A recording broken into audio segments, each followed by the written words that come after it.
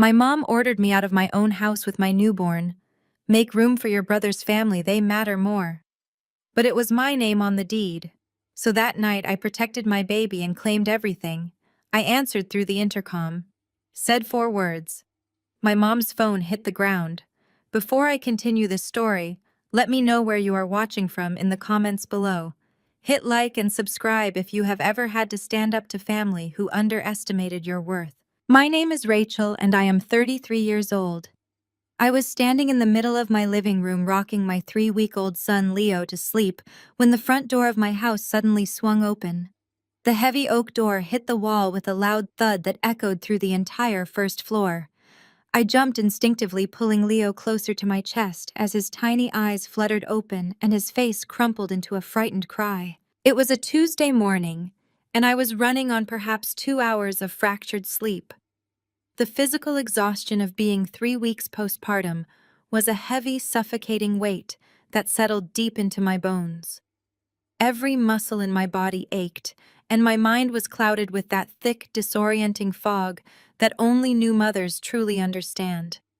But the physical exhaustion was nothing compared to the emotional crater left behind by the sudden passing of my partner David, just 4 months into my pregnancy. I had navigated the hardest months of my life entirely alone, buying this beautiful historic colonial house in the suburbs and preparing the nursery with my own 2 hands. This 4-bedroom house with its original hardwood floors, large wrap-around porch and sprawling backyard was supposed to be our sanctuary. It was the only place I felt safe. That safety was shattered the moment my mother Barbara marched into my foyer. She was 62 years old, but carried herself with the arrogant energy of a woman who believed the world existed solely to serve her. She did not knock. She had used the emergency spare key I had foolishly given her months ago when I was pregnant and terrified of going into early labor alone. Right behind her was Vanessa, my brother Brandon's wife. Vanessa stepped over my threshold wearing her signature smirk, her designer handbag slung over her arm, completely ignoring the fact that she was tracking muddy footprints across my clean rug. Neither of them looked at me with an ounce of concern. Neither of them asked how I was recovering from childbirth. Neither of them even glanced at their newborn grandson and nephew who was now wailing in my arms. Instead, my mother dropped a massive stack of flattened cardboard moving boxes onto the floor. The sharp, abrasive sound of the cardboard slapping against the wood made Leo scream louder. I bounced him gently, trying to soothe him, while staring at the 2 women invading my home. "Mom, what are you doing?" I asked, my voice raspy from lack of sleep. "Why did you not call first?" My mother brushed past me, her eyes scanning the living room as if she were a real estate agent assessing a property for sale. "We do not have time for pleasantries, Rachel," she said briskly, waving her hand in the air. "You need to start packing up the nursery immediately. In fact, you need to start packing up the kitchen and the guest rooms too. The movers are going to be expensive, so the more you box up yourself, the better." I stopped rocking Leo for a second, my sleep-deprived brain struggling to process her words.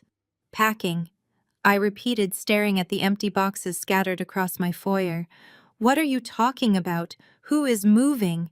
"You are obviously," my mother said, turning to look at me as if I were incredibly stupid. "Brandon's tech startup has undergone a temporary restructuring." A temporary restructuring. That was my mother's elegant, delusional way of saying that my 36-year-old brother, the undisputed golden child of our family, had failed once again. Brandon had spent his entire adult life launching one disastrous business venture after another, and my mother had spent her entire adult life bailing him out, making excuses for his incompetence, and forcing everyone else to cater to his whims. Vanessa sighed dramatically, wandering into my kitchen and running her hand along my granite countertops.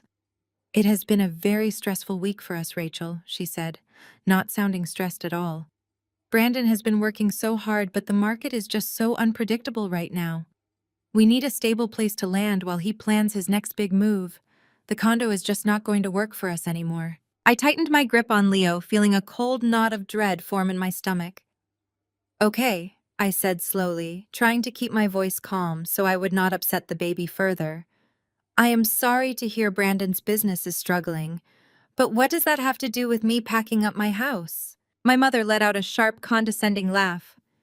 It has everything to do with you, Rachel. Brandon and Vanessa need this house. They have a real family. They have 2 growing children who need space to run around. They need the 4 bedrooms. They need the large backyard. It makes absolutely no sense for them to be cramped in a small space while you are sitting here hoarding all this square footage for yourself. I stared at her, waiting for the punchline, waiting for the moment where she would smile and tell me this was some bizarre, tasteless joke. But her expression was completely serious. Her eyes were hard and unyielding. "You want me to give my house to Brandon?" I asked, my voice dropping to an incredulous whisper. "I am not asking you to give it away," my mother snapped, annoyed by my hesitation. "We are keeping it in the family. You are going to move into a nice, sensible apartment downtown. I already found a lovely little 1 bedroom unit that will be perfect for a single mother. It is close to the grocery store, and it is all on 1 floor, so you will not have to walk up and down stairs with the baby. You should be thanking me for figuring out the logistics." I felt my heart begin to hammer against my ribs. The sheer audacity of her demand was suffocating. I had spent years dealing with her blatant favoritism, watching her praise Brandon for simply existing while she scrutinized my every choice. But this was a new level of entitlement. "Mom, I bought this house," I said, my voice trembling slightly with suppressed anger. "I put down the deposit. I pay the mortgage. This is my home. I just had a baby 3 weeks ago. I am not moving out so Brandon can have my house." My mother's face flushed with anger. Her posture went rigid and she took a step toward me, towering over me in her heels. "Do not be selfish, Rachel," she scolded, her tone dripping with venom. "Your brother is going through a massive professional transition. He is building an empire for this family. He needs a peaceful, spacious environment to focus on his work." "You do not need a historic 4 bedroom home," Vanessa chimed in from the kitchen, opening my refrigerator and peering inside as if she already lived there. "Honestly, Rachel, it is a little ridiculous that you bought this massive place anyway. It is way too much upkeep for one person. We are actually doing you a favor taking it off your hands. My kids will absolutely love that backyard, and the local school district is so much better for them." I could not believe what I was hearing. They were discussing my home, the sanctuary I had poured my life savings into, as if it were a hand-me-down sweater I had outgrown. "I am not a single person," I said fiercely, looking down at my son. "I have Leo. This is his home. I designed that nursery for him. David and I picked out this house for him." Bringing up David's name was a mistake. I knew it the moment the words left my mouth. My mother's eyes narrowed and she seized the opportunity to strike exactly where it hurt the most. "David is gone, Rachel," my mother said coldly, devoid of any basic human empathy. "It is tragic, yes, but it is reality. You are a single mother now.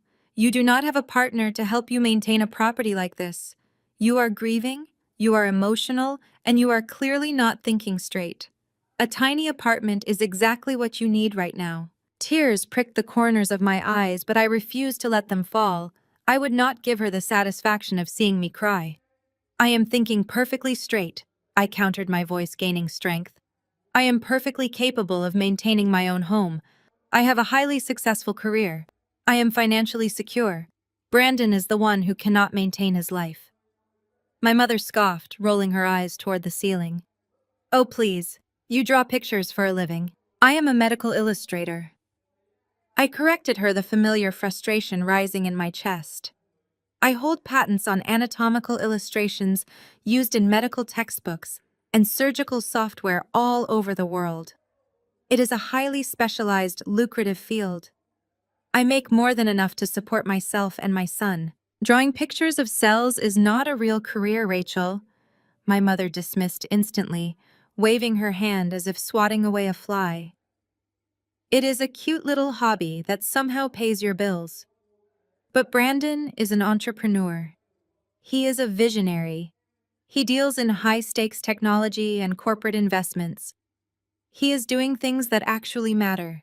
He just needs a stable place to land right now so he can launch his next big venture." I looked at Vanessa, who was now measuring the dimensions of my living room windows with a tape measure she had apparently brought in her designer bag. She was actively ignoring the conflict, completely secure in the belief that my mother would bully me into submission just like she always did. "You are out of your mind," I said to my mother, shaking my head in disbelief. "You come into my house, wake up my newborn baby, insult the father of my child, demean my career, and demand that I pack up my entire life and move into a one-bedroom apartment so your 36-year-old son does not have to face the consequences of his own financial failures." My mother stepped closer, closing the distance between us until I could smell her heavy floral perfume. She looked down at me with absolute contempt, weaponizing my grief and my exhaustion in one final brutal blow. "Stop being so dramatic and listen to me," she hissed, her voice low and threatening. "Your brother's family is a real family. They have a mother, a father, and two growing children who need space. You are a single woman with a fatherless infant. Brandon's kids need a yard. You just draw pictures of cells for a living. Make room." The air in my living room grew completely still. The silence ringing in my ears was only broken by the soft, rhythmic breathing of my son against my chest. Did she really just call my son a fatherless infant? Did she truly believe her cruel words would suddenly break my spirit and force me to surrender the roof over my child's head? I stared at the woman who had given birth to me, searching her face for any trace of maternal warmth, any hint of empathy for a woman who had just buried her partner and given birth entirely alone. There was nothing. Her eyes held only the cold, calculating determination of someone who viewed me not as a daughter, but as an obstacle in Brandon's path. My grief, which had been a heavy, suffocating blanket for the past 4 months, instantly burned away. In its place, a fierce, protective rage ignited inside my chest. This was no longer just about me enduring her lifelong favoritism. This was about Leo. This was about the safe haven David and I had built for him. I adjusted my grip on my baby, making sure his head was securely cradled, and I took a step forward. My exhaustion vanished entirely. "Get out," I said. My voice was dangerously quiet, lacking the trembling fear she was so used to hearing. My mother blinked, clearly taken aback by my tone. "Excuse me," she snapped, her posture going rigid. "I said get out of my house," I repeated, enunciating every single word with absolute clarity. "You do not get to come into my home, insult my dead partner, belittle my child, and demand my property. I am not a teenager you can bully into submission anymore. I am a 33-year-old woman, and you are currently trespassing on my property." Vanessa stopped measuring the windows and turned around, letting out a sharp, mocking sigh. "Oh, please, Rachel, stop throwing a tantrum. Nobody is trying to insult you. We are just being practical. Brandon is the head of a family. You are just one person. It is incredibly selfish of you to hoard a 4-bedroom historic colonial when you know your brother is struggling." I turned my gaze to Vanessa, narrowing my eyes at her entitled expression. "You do not get to speak to me in my own home, Vanessa. You and Brandon have burned through 3 businesses, 2 luxury condos, and countless bailouts from my mother. Your inability to manage your finances does not constitute an emergency on my part. If you need a place to live, go rent the tiny apartment downtown that you so generously selected for me." Vanessa gasped, her hand flying to her chest in feigned outrage. "Barbara, are you going to let her speak to me like that?" My mother stepped between us, puffing out her chest. "How dare you speak to your sister-in-law that way?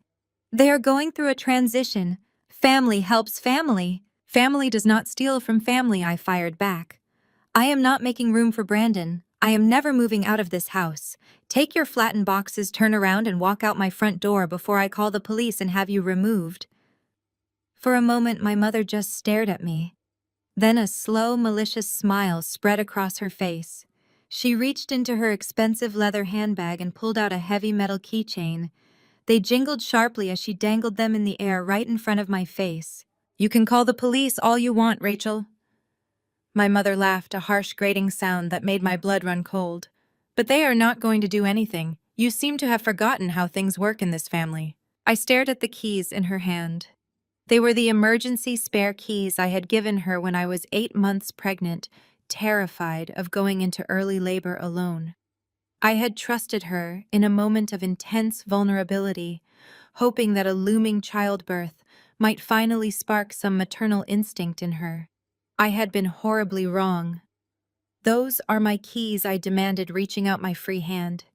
"Give them back to me right now." My mother yanked her hand away, gripping the keys tightly in her fist. "No," she said firmly. "These are family keys to a family house. You think you are so smart and independent, Rachel, but you seem to have convenient amnesia about how you bought this property." "I bought this property with the money I earned from my medical patents," I stated, staring her down. "I paid fair market value for it." My mother scoffed, waving her hand dismissively. "You bought it directly from your grandfather's estate before it went on the open market."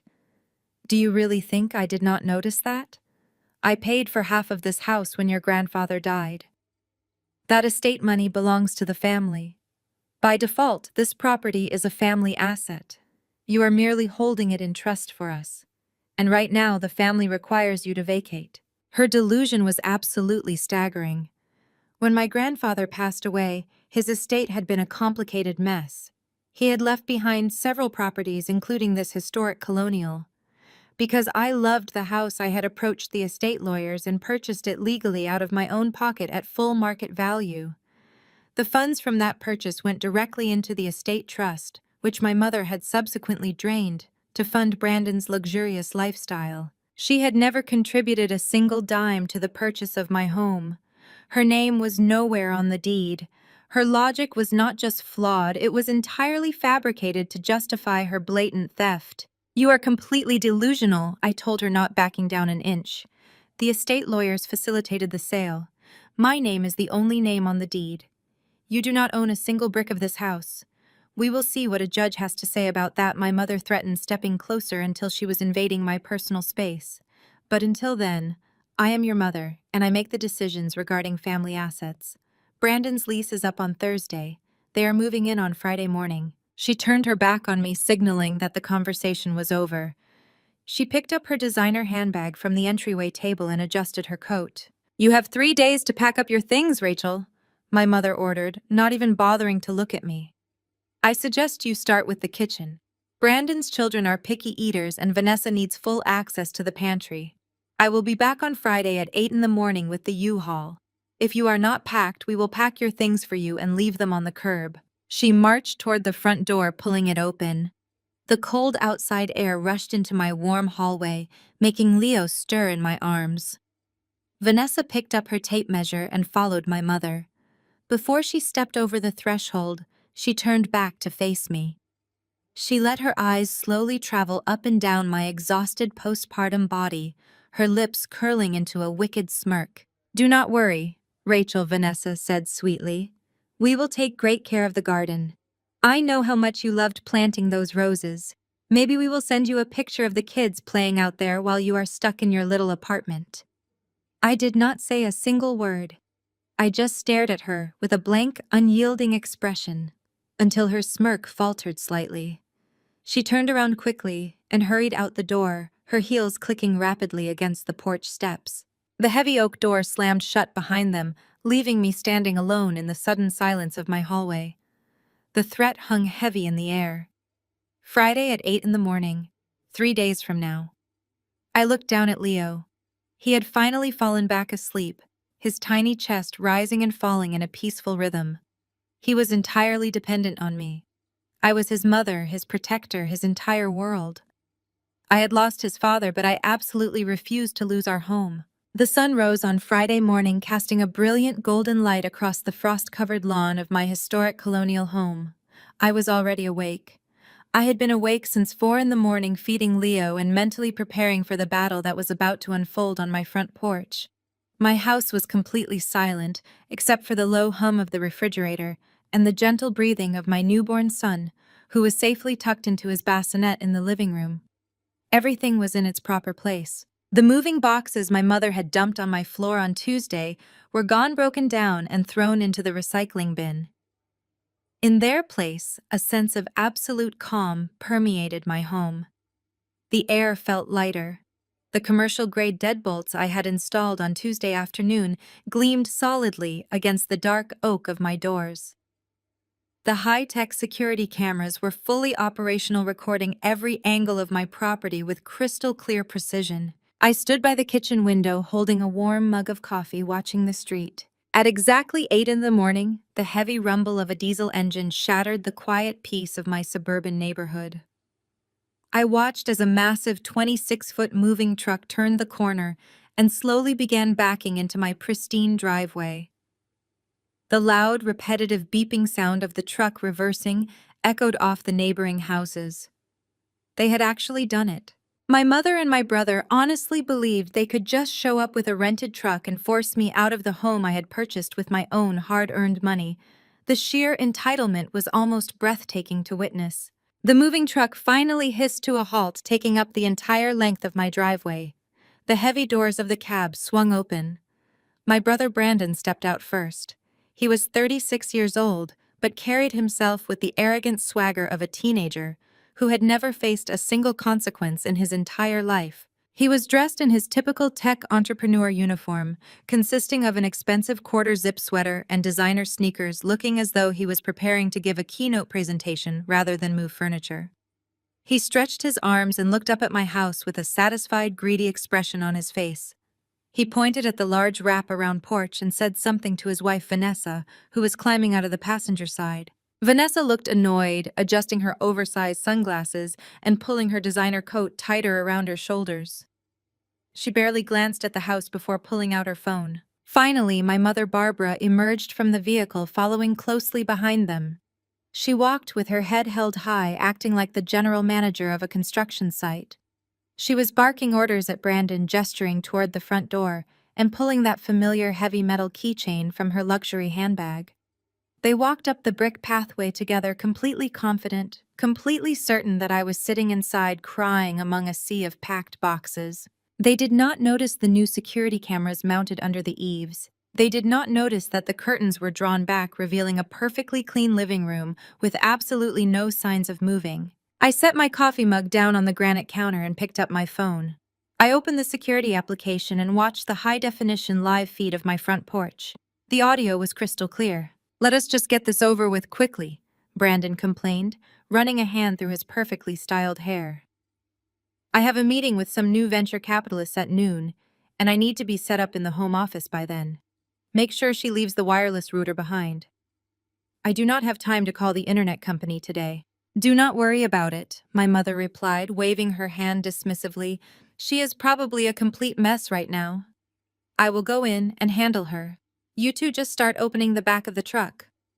My mother stepped up to the front door and confidently inserted her emergency spare key into the deadbolt. I watched the camera feed intently, holding my breath. She turned the key. Nothing happened. My mother frowned. She pulled the key out, inspected it for a second, and then shoved it back into the keyhole. She twisted her wrist harder, pushing her body weight against the heavy oak door. The commercial-grade lock did not budge a single millimeter. "What is wrong with this thing?" my mother muttered, jiggling the handle aggressively. "The lock is completely stuck." Brandon sighed heavily and walked up the steps, pushing my mother aside. "Give it to me, Mom. You are probably using the wrong key." He snatched the keychain from her hand and shoved the key into the door. He twisted it forcefully, his face turning red with the effort. The metal scraped against the internal pins, but the mechanism remained completely locked. Brandon stopped. He pulled the key out and stared at the heavy brass hardware gleaming on my door. He looked closely at the shape of the keyhole, and then looked at the key in his hand. The realization hit him like a physical blow. His arrogant expression vanished instantly, replaced by a dark, twisting fury. "She changed the locks," Brandon said, his voice dropping to a dangerous whisper. "What do you mean she changed the locks?" Vanessa demanded, stomping up the porch steps. "She cannot do that. We have a lease ending today. We need to get our furniture inside right now. I am telling you, she changed the hardware," Brandon yelled, suddenly losing his temper entirely. "This key does not fit. The lock is completely different." My mother gasped, her hand flying to her chest in dramatic outrage. "She would not dare. Rachel, open this door right now. Open this door immediately." When I did not respond, Brandon completely lost his mind. The calm, charismatic tech bro facade crumbled, revealing the aggressive, entitled bully he truly was. He balled his hands into fists and began pounding violently on my solid oak front door. The heavy thudding sound echoed through the entire house, shaking the window panes and sending vibrations through the floorboards. Rachel opened the door, he screamed, kicking the bottom of the door frame with his expensive sneakers. Open the door, you selfish brat. We know you are in there. You cannot lock us out of our own family home. Open the door before I break this window. The aggressive pounding was incredibly loud. In the living room, the sudden violent noise startled Leo out of his peaceful sleep. My newborn son let out a sharp, terrified wail, his tiny arms flailing in the bassinet. The sound of my baby crying in fear because of my brother's violent tantrum triggered something primal and absolute inside me. The last remaining shred of familial obligation evaporated completely. I walked over to the bassinet, scooped Leo into my arms, and held him tight against my chest to soothe him. I patted his back gently until his cries subsided into soft hiccups. I carefully placed him back into his secure sleeper, far away from the front entryway. Then I picked up my phone and unlocked it, opening the camera application. I hit the record button, making sure the video was capturing both the audio and the visual perfectly. I walked purposefully down the hallway toward the front door. The pounding was relentless. Brandon was screaming insults, calling me every terrible name he could think of, while my mother yelled empty threats about calling the authorities. I reached the front door and took a deep, steadying breath. I reached out and unlatched the heavy commercial deadbolt with a loud, definitive click. The pounding stopped instantly. I pulled the heavy oak door open, but kept my body positioned firmly behind the locked, reinforced security screen door I had also installed. I held my phone up, clearly recording their faces. Brandon was red-faced and breathing heavily, his fists still raised. Vanessa was glaring at me with pure hatred. My mother looked absolutely furious, her eyes darting between my phone and the new locks. "What do you think you are doing, Rachel?" my mother shrieked, pointing a shaking finger at me. "You have completely lost your mind. Turn that camera off and open this screen door right now. We have a moving truck sitting in the driveway, and we are on a very tight schedule." I looked directly at Brandon, keeping the phone perfectly steady. I did not raise my voice, I did not yell. I spoke with absolute calm, freezing authority. "You are currently trespassing on my private property," I informed them, my voice carrying clearly through the crisp morning air. "You do not have permission to be here. You do not have permission to touch my home. If you do not turn around and walk away from my porch immediately, I will press charges for trespassing and attempted breaking and entering." Brandon let out a loud, mocking laugh, throwing his arms out wide. "Trespassing? Are you joking right now? This is a family house, Rachel. Mom paid for half of this place. You cannot trespass family. Now open this door and stop acting like a dramatic lunatic. I have a business to run, and my kids are waiting at their grandparents' house. We are moving in today whether you like it or not." "You are going to regret this little stunt, Rachel," my mother added, her voice dripping with venom. "You are having a postpartum mental breakdown, and you are completely out of control. I am your mother, and I am telling you to unlock this screen door right this second before I take drastic measures." I kept the camera focused on their angry, entitled faces, capturing every single threat and demand. I did not engage with their insults. I did not argue about who paid for what. I simply stared at them through the reinforced mesh of the security door, holding my ground with absolute, unwavering certainty. "I am telling you one final time," I said, my tone leaving absolutely no room for negotiation.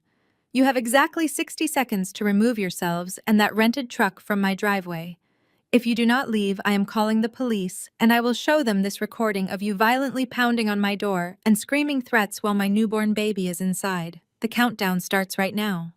Brandon stepped forward, grabbing the handle of the security screen door and violently rattling it, trying to force it open. It did not budge. The reinforced steel held firm against his weight. He looked through the mesh, his eyes wide with unhinged fury. "You are nothing but a selfish, jealous failure," he spat, the venom clear in his voice. "You think you can keep this huge house all to yourself just because you drew some stupid pictures? You are going to be completely alone, Rachel. No one in this family will ever speak to you again. You are dead to us.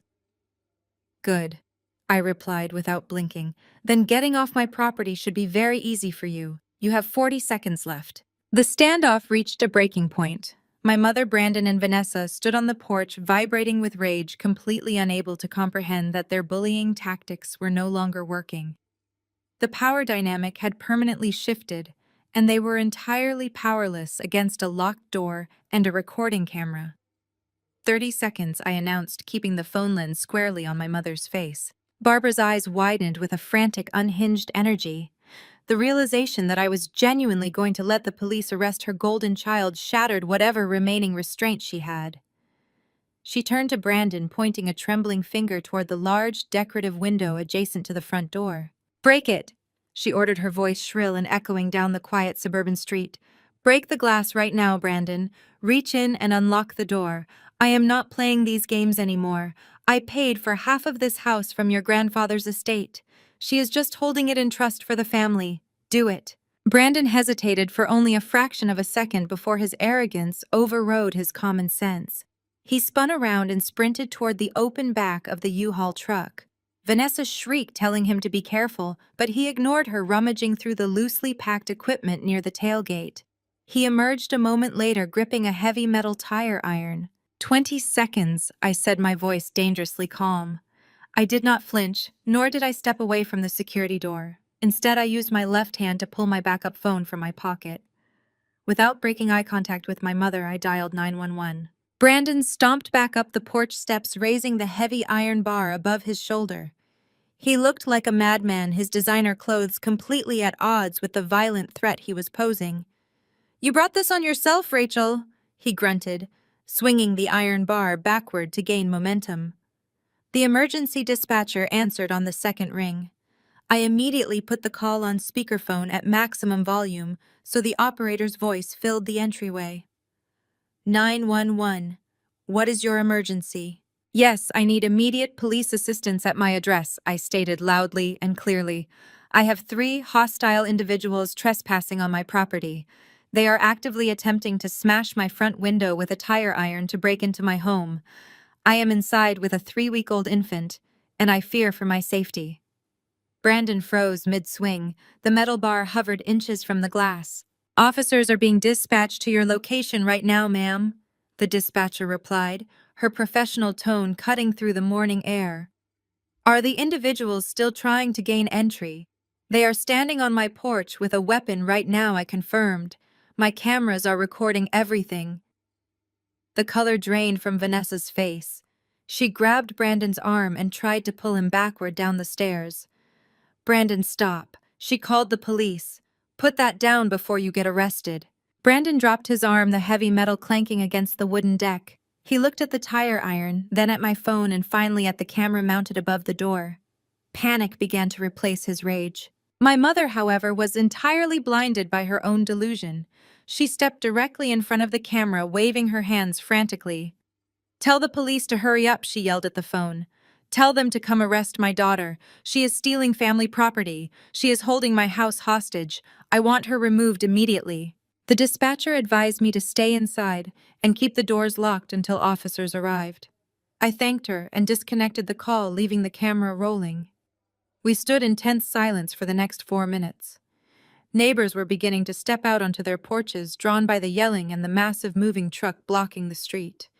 I could see Mrs. Higgins from next door holding her phone, clearly watching the spectacle unfold. The wail of approaching sirens broke the quiet. 2 police cruisers turned the corner rapidly, their lights flashing brightly in the morning sun.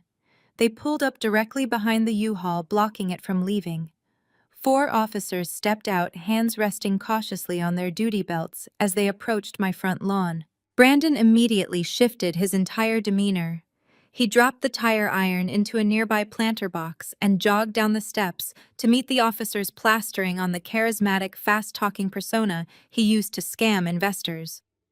He held his hands up in a placating gesture, smiling warmly, as if this were all a simple, amusing misunderstanding. "Officers, thank goodness you are here," Brandon said, his voice dripping with fake relief and concern. "I am so sorry for the commotion. We are just dealing with a very sensitive family emergency this morning. The lead officer, a tall, no-nonsense man, signaled for his partners to secure the area. "Step back from the porch, sir." "Who called 911?" Brandon sighed heavily, rubbing his face in a theatrical display of exhaustion. "My sister called, officer. She is inside the house. You have to understand she just had a baby a few weeks ago and she is severely postpartum. She lost her partner recently and the grief has completely fractured her mind. She is having a mental breakdown. We came over this morning to move her into a safer, smaller apartment so we could take care of the family property, and she just snapped. She locked us out and started acting hysterical." Vanessa nodded enthusiastically, stepping up next to her husband to play the supportive wife. "It has been a nightmare, officer. We are just trying to help her. She is not thinking clearly at all. She is entirely unstable."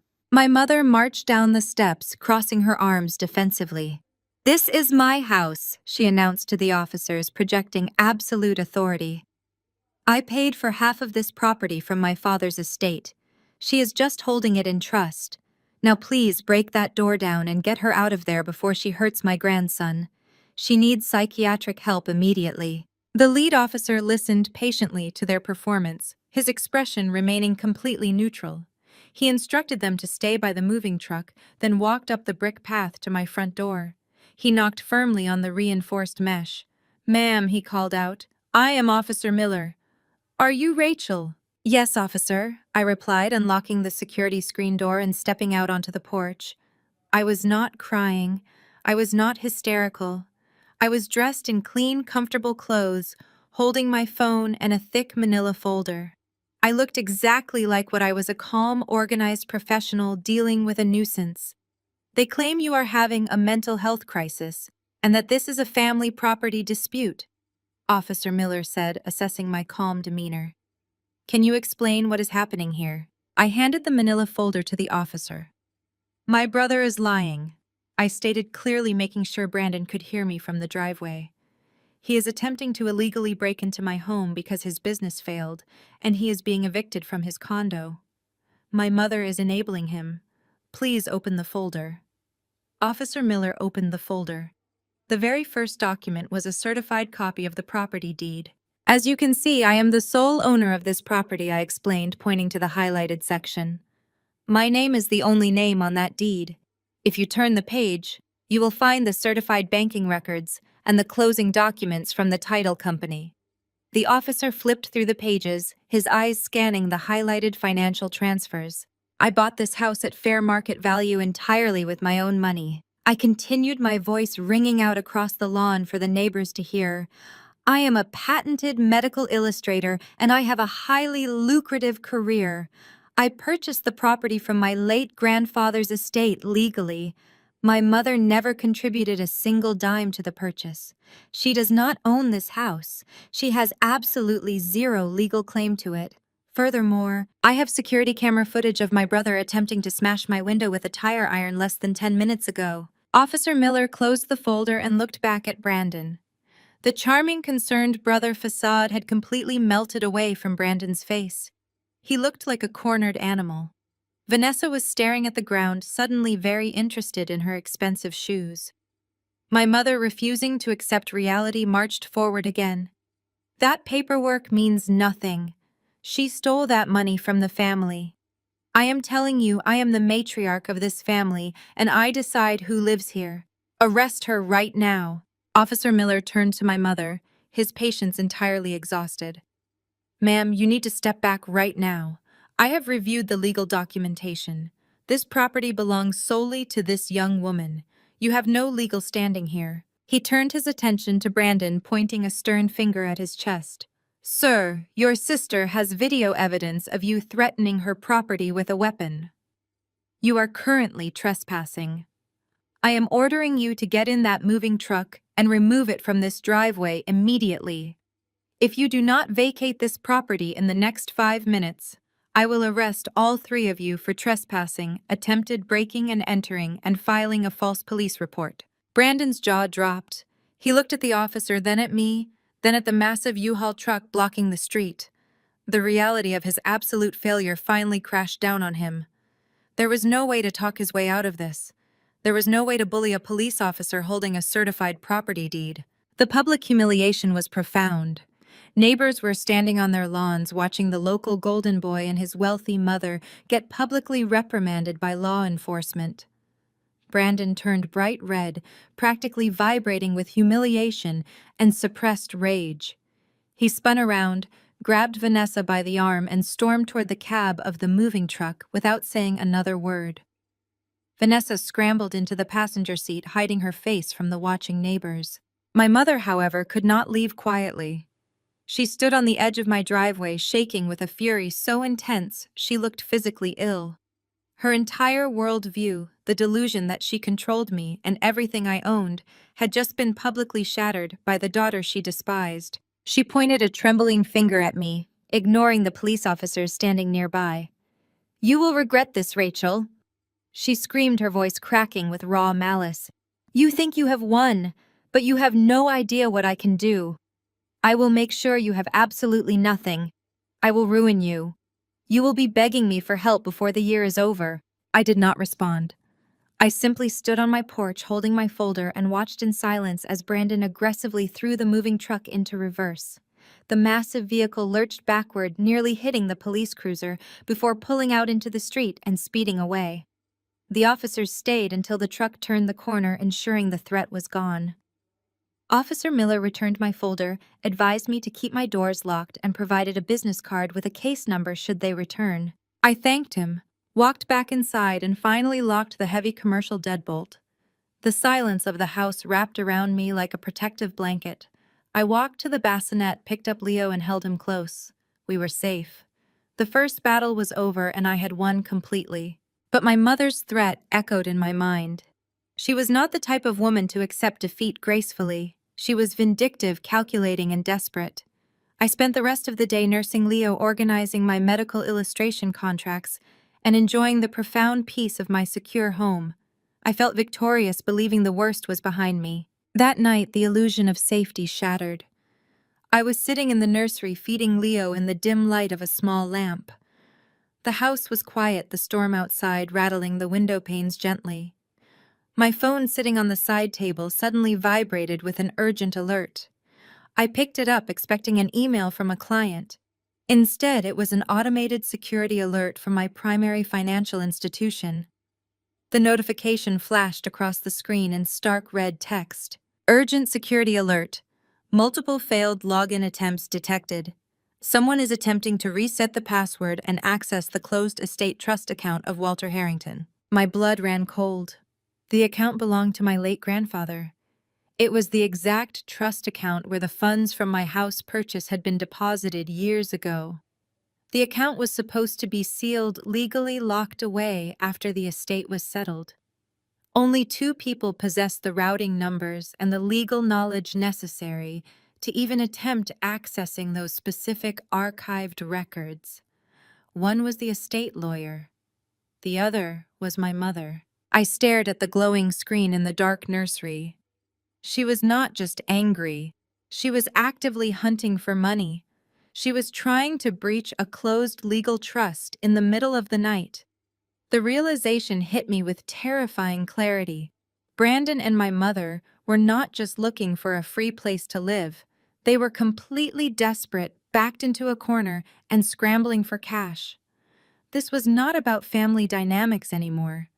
This was a financial emergency, and they were willing to commit federal fraud to solve it. I held Leo tighter against my chest, the protective rage flaring up brighter than ever.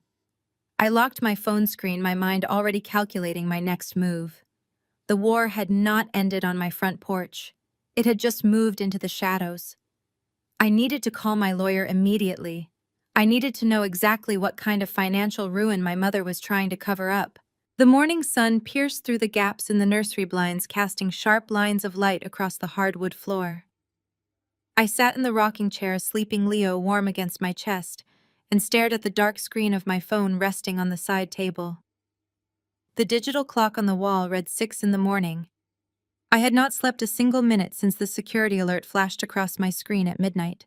The attempted breach of my late grandfather's sealed trust account had kept my mind racing with terrifying permutations of what my mother and brother were actually planning. When I finally reached over and tapped the screen of my phone, the device practically vibrated out of my hand. The notification panel was a solid wall of alerts, a cascading waterfall of digital outrage. I had over 80 unread text messages, 40 missed calls, and hundreds of social media notifications. The assault had begun. I opened my text messages first. The family group chat titled Harrington Family Circle was an absolute war zone. Aunt Martha had sent a massive paragraph at 3 in the morning, demanding to know how I could be so incredibly heartless. She accused me of turning my back on my own flesh and blood during a minor transition period. My cousin Greg left 3 voicemails, the transcriptions revealing a tone of deep disappointment, telling me that grandfather would be disgusted by my greed. Even distant relatives I had not spoken to in years were chiming in, sending links to Bible verses about honoring thy mother and father, and warning me about the spiritual consequences of my selfishness. I switched over to the local community Facebook app. It did not take long to find the source of the sudden outrage. My mother had orchestrated a masterclass in psychological warfare. She had posted a lengthy, dramatic, and entirely fabricated story in our town's largest community watch group, a page with over 10,000 local members. The post was accompanied by a carefully cropped photo of Brandon standing in my driveway, looking exhausted and dejected, conveniently omitting the police cruisers and the massive U-Haul truck. My mother's post was a masterwork of manipulation. She claimed that I was suffering from severe postpartum psychosis and had violently locked my family out of our shared ancestral home. She wrote that Brandon, acting as a devoted brother, had simply come over to check on my mental health and bring me groceries only for me to call corrupt police officers to have him removed. She painted herself as a heartbroken grandmother weeping on the sidewalk, terrified for the safety of her newborn grandson, who was trapped inside with an unstable mother. The final paragraph was the most venomous. She openly claimed that I had used legal loopholes to steal the family property out from under them, leaving Brandon, Vanessa, and their 2 small children practically homeless on the street. The comments section was a nightmare of suburban gossip. Hundreds of people were sharing the post, offering prayers for my mother and condemning my actions. Vanessa had replied to dozens of comments, playing the exhausted, terrified mother, claiming she had to explain to her crying toddlers why their aunt hated them so much. Complete strangers were suggesting my mother call Child Protective Services to have Leo removed from my care. A hot flush of panic and anger burned the back of my neck. The urge to type out a furious response to post the security camera footage of Brandon wielding a heavy iron bar to scream the truth into the digital void was nearly overwhelming. I wanted to defend myself. I wanted to destroy her carefully constructed victim narrative and expose the rotten core of her lies to everyone in that group. But I stopped. I looked down at Leo, his tiny fingers curled into a loose fist against my shirt. Engaging with them was exactly what my mother wanted. She wanted a public spectacle. She wanted me to act erratic and angry so she could point to my reaction and validate her claims about my mental instability. She wanted to drain my energy, distract me with social media drama, and force me to play defense.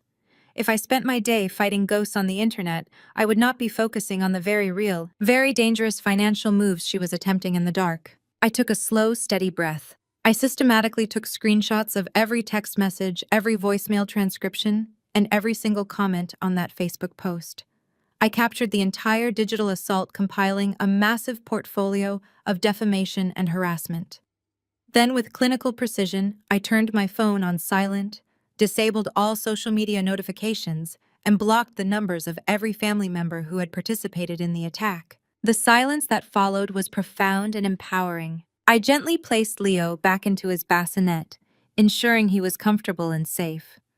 I walked into the kitchen, poured myself a large cup of black coffee, and pulled my laptop onto the granite island. It was time to stop playing by my mother's rules. It was time to go on the offensive. I dialed the direct line of my attorney, Harrison. He was an incredibly sharp, aggressive corporate lawyer who had handled the incorporation of my medical illustration business and the complex purchase of my house. He did not suffer fools, and he had absolutely zero patience for family drama, which made him the perfect ally for the war I was currently fighting. He answered on the second ring. "Rachel," he said, his voice crisp and professional. "I hope you are calling with good news about the baby, but given the time I suspect you are not." "Harrison." "I need your immediate assistance," I said, keeping my voice steady and devoid of the emotional turmoil raging inside me. "My mother and brother attempted to forcefully move into my house yesterday morning. When I refused them entry, my brother threatened my property with a weapon, and I had to have the police remove them." I heard the sound of a pen tapping against a desk on the other end of the line. "Are you and the child safe? Is the property secure?" "We are completely safe," I confirmed. "I upgraded all the locks and security systems on Tuesday. The police forced them to leave, and I have high-definition video of the entire encounter. But that is not why I am calling you right now. The physical threat is managed. It is the financial threat I need you to investigate." "Go on." Harrison prompted, his tone shifting into absolute focus. "Last night I received a security alert from the bank," I explained, pulling up the notification on my laptop screen. "Someone attempted multiple unauthorized logins to Walter Harrington's estate trust account. That account was legally sealed after I purchased this house from the estate. The only person with enough institutional knowledge to even attempt a password reset on that specific routing number is my mother. Furthermore, she has spent the entire morning launching a massive, highly coordinated defamation campaign across social media claiming I stole her inheritance and left my brother homeless." There was a brief silence on the line. Then Harrison spoke, his voice carrying a dangerous edge. "She is trying to locate liquid capital. She is fishing for accounts she believes might still hold the proceeds from your real estate transaction." "Exactly," I said, taking a sip of my coffee. "But here is what I do not understand. Brandon is supposed to be incredibly wealthy. He has a luxury condo downtown. He drives a car that costs more than my college education. He constantly brags about his tech startup securing new rounds of venture funding. Why on earth are they showing up at my door with a moving truck begging for a free place to live? Why is my mother risking federal wire fraud to access a closed estate account in the middle of the night? None of their behavior aligns with the successful image they constantly project." "You believe they are hiding a catastrophic financial event," Harrison deduced instantly. "I know they are," I insisted.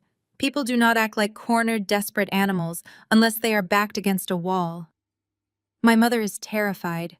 She is lashing out with these public smear campaigns to distract the extended family from asking questions about Brandon's actual situation. I need to know exactly what is going on behind their closed doors. I need to know why they are so desperately fixated on stealing my specific house right now." Harrison typed rapidly on his keyboard. "I can issue a formal cease and desist letter regarding the defamation by noon today.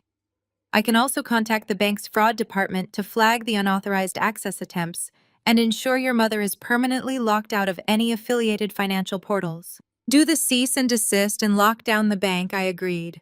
"But that is not enough, Harrison. A warning letter will not stop her. She believes she is entirely above the law. I need you to dig deeper. I need you to hire a forensic investigator. I want a complete, comprehensive background check on Brandon's current business filings. I want to know the exact status of his luxury condo. I want to know if he has any pending litigation, any hidden bankruptcies, or any outstanding liens. And I want you to look into my mother's assets as well. She acts like she holds the purse strings, but I suspect she is bleeding cash to cover his failures. A forensic investigation of that magnitude will be expensive, Rachel, and it will require bringing in a specialized private investigator," Harrison warned. "Are you absolutely certain you want to deploy that level of resources?" "I have never been more certain of anything in my entire life," I replied, my voice hard as steel. "She threatened to ruin me, Harrison. She told the police I was an unfit mother and tried to goad them into arresting me. She is attempting to weaponize my grief and my child to steal my home. I am not going to sit around waiting for her next attack. Find out what she is hiding. Find out what Brandon did to lose everything. I want every single receipt." "Consider it done," Harrison said. "I will contact an investigator I trust immediately. We will follow the money trail. I will call you the moment we have actionable intelligence. Lock your doors, document everything, and do not engage with their public provocations." I ended the call and closed my laptop. The morning sunlight now filled the kitchen, casting a warm, bright glow across the granite countertops. Outside, the neighborhood was quiet and peaceful. The digital storm of my mother's flying monkeys raged on in the ether, but inside these walls I was untouchable. I walked back into the living room and looked down at Leo. He was awake now, his dark eyes blinking up at the ceiling fan, completely oblivious to the war being waged over the roof above his head. I reached down and traced the soft curve of his cheek. My family thought they could break me with gossip and lies. They thought public shame would force me to surrender. They had no idea that I had just hired a professional to tear their entire fraudulent existence down to the studs. I was going to find their deepest, darkest secrets, and I was going to use them to ensure they never stepped foot on my property ever again. The next 48 hours moved at an agonizingly slow pace, dragging on with a heavy, suffocating tension that filled every corner of my home. I kept my phone strictly on silent, completely insulated from the digital circus my mother was actively conducting on social media. I absolutely refused to let the toxic noise of her flying monkeys penetrate the peace of my sanctuary. My best friend and neighbor Camilla proved to be an absolute lifesaver during this incredibly stressful period. She came over twice, bringing homemade casseroles, folding my laundry, and holding Leo so I could take a long, hot shower without constantly listening for his cries. She told me the neighborhood rumor mill was spinning, wildly fueled by my mother's dramatic Facebook posts. But I firmly asked her not to share any of the specific details with me. I needed complete mental clarity. My entire existence was temporarily reduced to caring for my newborn son, pacing the historic hardwood floors of my living room and waiting for my attorney to call. I knew Harrison was working relentlessly behind the scenes, deploying his best private investigator to uncover the truth. Every time my phone screen lit up with a spam email or a calendar notification, my heart would jump into my throat with anticipation. When my phone finally vibrated on the kitchen counter late Thursday afternoon displaying Harrison's name, I snatched it up and answered on the first ring. Harrison did not bother with pleasantries or small talk. "I have the preliminary report from the private investigator." He stated, his voice tight with a level of professional disbelief I had never heard from him before. "Rachel, the situation is exponentially worse than a simple business failure. Your brother did not just experience a market downturn or a bad financial quarter, he orchestrated a massive financial catastrophe. Brandon is completely bankrupt." I sat down heavily at the kitchen island, staring blankly at the polished granite surface. "What do you mean completely bankrupt?" I asked, struggling to reconcile this devastating information with the arrogant, well-dressed man who had stood on my porch demanding my house just days prior. "He has a luxury condo downtown. He drives a sports car that costs more than my entire college education. He constantly brags at family dinners about his venture capital firm, securing new rounds of elite funding. It was all a meticulously constructed house of cards," Harrison explained, the sound of heavy paper files flipping echoing over the line. The investigator dug deep into his corporate filing, shell companies, and offshore accounts. Brandon's so-called tech startup was nothing but a front. He was running a highly illegal, fraudulent cryptocurrency investment scheme. He operated a classic Ponzi structure. He promised impossible double-digit returns to private investors, using new incoming money to pay off the older investors, while skimming enormous management fees off the top to fund his lavish lifestyle. When the crypto market dipped severely last quarter, his investors panicked and demanded their capital back. The liquidity was simply not there. The entire fraudulent operation collapsed overnight. He lost his luxury condo to the bank 3 weeks ago. His expensive cars were forcefully repossessed. He is currently facing multiple aggressive civil lawsuits from powerful defrauded investors, and the investigator strongly suspects federal authorities are actively building a massive wire fraud case against him as we speak. Brandon is not just broke, Rachel. He is facing potential federal prison time. I felt the blood drain from my face, leaving me entirely cold. My golden child brother, the untouchable genius of the family, was a common con artist. He had built his entire identity on theft and deception. All those years my mother had praised his brilliant entrepreneurial spirit, he had actually been stealing from innocent people. But that does not explain my mother. I said, my mind racing to connect the final pieces of this horrifying puzzle. Why is she involved in this disaster? She owns her house free and clear. My father paid off that mortgage 20 years ago before he passed away. She has no debt. Why does she need my house so desperately that she would risk police involvement? Harrison let out a heavy, dark sigh that sent a terrifying chill down my spine. This is the part that is going to make you incredibly angry, Rachel. Your mother does not own her house anymore. I gripped the edge of the counter, my knuckles turning white. Explain that to me, Harrison. Right now. When Brandon's fraudulent scheme collapsed, he needed an immediate massive influx of cash to pay off the most aggressive investors and retain high-powered criminal defense attorneys, Harrison detailed. He went to your mother crying for a bailout, and your mother, in her infinite, unquestioning devotion to her golden child, decided to save him at any cost. She took out a massive, predatory reverse mortgage on her fully paid-off home. She legally signed away the entire equity of the house she had lived in for decades. She took every single penny from that predatory loan and transferred it directly into Brandon's failing holding company. My breath caught sharply in my throat. She gave him everything. She gave him absolutely everything, Harrison confirmed, his tone grim. And Brandon lost it all within a month. The money completely burned up in legal fees, silent settlements, and trying to plug holes in a sinking ship. Because your mother signed a highly aggressive, high-interest loan with a predatory shadow lender, she defaulted almost immediately when she could not meet the hidden stipulations and balloon payments. The lender initiated active foreclosure proceedings last week. Rachel, your mother and your brother are not just looking to downgrade to a smaller property. They are exactly 9 days away from being physically locked out of that house by the county sheriff. They are about to be completely homeless. The sheer magnitude of the betrayal hit me like a physical blow to the chest. The room seemed to tilt as the horrifying reality settled over me. My mother had willingly sacrificed her own financial security, her own home, her entire future, just to shield her golden child from the consequences of his criminal actions. She threw away her entire life for him without a single second thought. And when the dust settled and she was left with absolutely nothing, she looked around for a convenient lifeboat. She looked at me. She intended to steal my home, displace her grieving daughter, and throw her newborn grandson into a tiny, dangerous apartment, all to cover the staggering losses of her beloved son. I was nothing but collateral damage to them. I was the designated sacrifice expected to pay the ultimate price for Brandon's crimes. I opened my laptop and logged into my primary business banking portal. I stared at the numbers glowing brightly on the screen. Years of careful, aggressive saving, the massive royalty payouts from my international medical patents, the steady, highly lucrative income from my global illustration agency. I possessed significant, highly liquid capital. My mother thought I was just a silly girl who drew pictures of cells.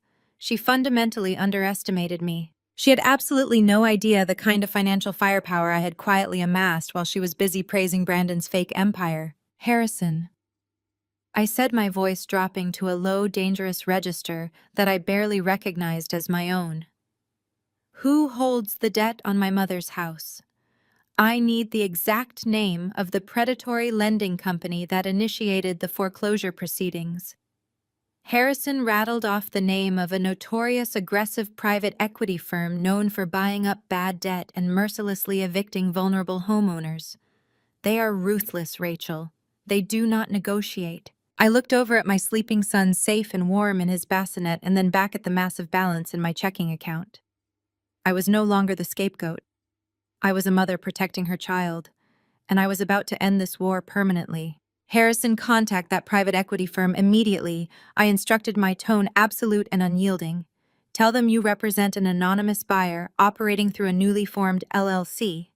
Tell them I want to purchase the entire debt portfolio on my mother's property today. Do whatever it takes to fast-track the acquisition. I will pay the full amount in cash. I am buying her mortgage. The line went completely silent for a long moment as Harrison processed the sheer ruthlessness of my strategic directive. When he finally spoke, his voice held a mixture of deep professional respect and genuine astonishment. You want to buy the debt, he verified slowly. Rachel, if you do this, You will hold the deed of trust. You will legally become her bank. You will have the absolute authority to proceed with the eviction and seize the property. That is exactly the point, Harrison, I replied, my gaze fixed intensely on the screen of my laptop where my financial assets were displayed in stark black and white numbers. My mother stood on my front porch and screamed that she was the matriarch who controlled all family property. She tried to weaponize my grief against me. She looked at my beautiful, innocent newborn son and decided that our safety and our home were entirely expendable as long as her precious Brandon was protected from his own illegal choices. She engineered a vicious online smear campaign to ruin my reputation in our community, hoping public shame would force me to surrender my sanctuary. She played a dangerous game, assuming I was still the weak, compliant daughter she raised me to be. She was wrong. I am going to buy the debt on her house, and I am going to legally foreclose on her. She wanted to orchestrate an eviction so badly she is going to experience one firsthand. I need you to draft the incorporation documents for the LLC immediately. I continued, seamlessly shifting into the commanding executive mode that had built my career. Name the holding company, Leo Investments. Use my secondary commercial accounts to wire the necessary earnest money to the private equity firm within the hour. Do not let them know they are dealing with a family member. Frame this as a standard corporate debt acquisition. I want the paperwork expedited, and I want the legal transfer of the mortgage finalized before she even realizes what is happening. My mother sacrificed her own home for a criminal. Now she is going to pay the ultimate price. Make the call, Harrison. End this right now. I will not wait another day to secure my family's future and completely destroy the threat she poses to my son. 2 weeks passed in a state of suspended animation. The silence from my mother and brother was absolute and unnatural. There were no more banging fists against my commercial deadbolts. There were no more unhinged rants posted to the local community pages. The neighborhood had returned to its quiet suburban rhythm, and I spent my days focused entirely on my newborn son and my medical illustration contracts. I secured a massive new international client, pouring my late-night energy into rendering complex cellular structures while Leo slept soundly against my chest. Every few days I would check in with Harrison regarding the acquisition of my mother's predatory debt. The bureaucratic wheels of private equity firms turned slowly, but Harrison assured me the LLC formation was complete and the funds were securely locked in escrow. We were simply waiting for the final signatures from the shadow lender to officially transfer the deed of trust into my control. I assumed my mother's silence meant she was busy packing her own belongings, preparing for her inevitable eviction from the home she had foolishly sacrificed for her golden child. I assumed she had finally realized the battle was lost. I severely underestimated the sheer depth of her delusion and the criminal lengths she was willing to traverse to get what she wanted. The illusion of peace shattered on a mundane Tuesday afternoon. I was in the kitchen sterilizing baby bottles and listening to a podcast when a sharp, authoritative knock echoed from the front porch. I checked the high-definition security camera feed on my phone. A man in a cheap gray suit was standing on my welcome mat holding a thick manila envelope. He did not look like a delivery driver. He did not have the relaxed posture of a neighbor. He stood with his feet planted wide, his expression blank and impatient. I wiped my hands on a dish towel and walked to the front door, leaving the heavy security screen locked. I opened the inner oak door and looked at him through the reinforced mesh. "Are you Rachel Harrington?" The man asked, his voice monotone and practiced. "I am," I replied cautiously. "How can I help you?" The man shoved the thick manila envelope through the small mail slot at the bottom of the security door.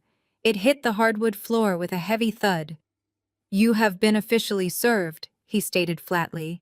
He turned on his heel and walked rapidly down the driveway, climbing into a rusted sedan and speeding away before I could even process his words. My heart hammered against my ribs as I bent down and picked up the envelope. It felt incredibly heavy, pregnant with a new, terrifying threat. I carried it to the kitchen island and tore open the flap. A massive stack of legal documents slid out, stapled together with aggressive precision. The letterhead belonged to a notoriously sleazy local law firm known for representing deadbeat landlords and ambulance chasers. I scanned the bold capitalized text on the first page, and the air completely left my lungs. It was a formal notice to vacate and a civil lawsuit filed directly by my mother, Barbara Harrington. She was officially suing me for immediate possession of my historic colonial home. She was demanding a court-ordered eviction, claiming I was an illegal squatter occupying a property that rightfully belonged to her family trust. I flipped frantically through the pages, my eyes scanning the dense, convoluted legal jargon. How could a legitimate lawyer file an eviction notice against the sole deed holder of a property? How could they possibly bypass the undeniable financial records, proving I purchased the house with my own money? The answer lay on the fourth page under a section labeled Exhibit A. It was a photocopy of a document titled Life Estate and Residency Assignment Agreement. The paper looked old, the edges digitally darkened to simulate age.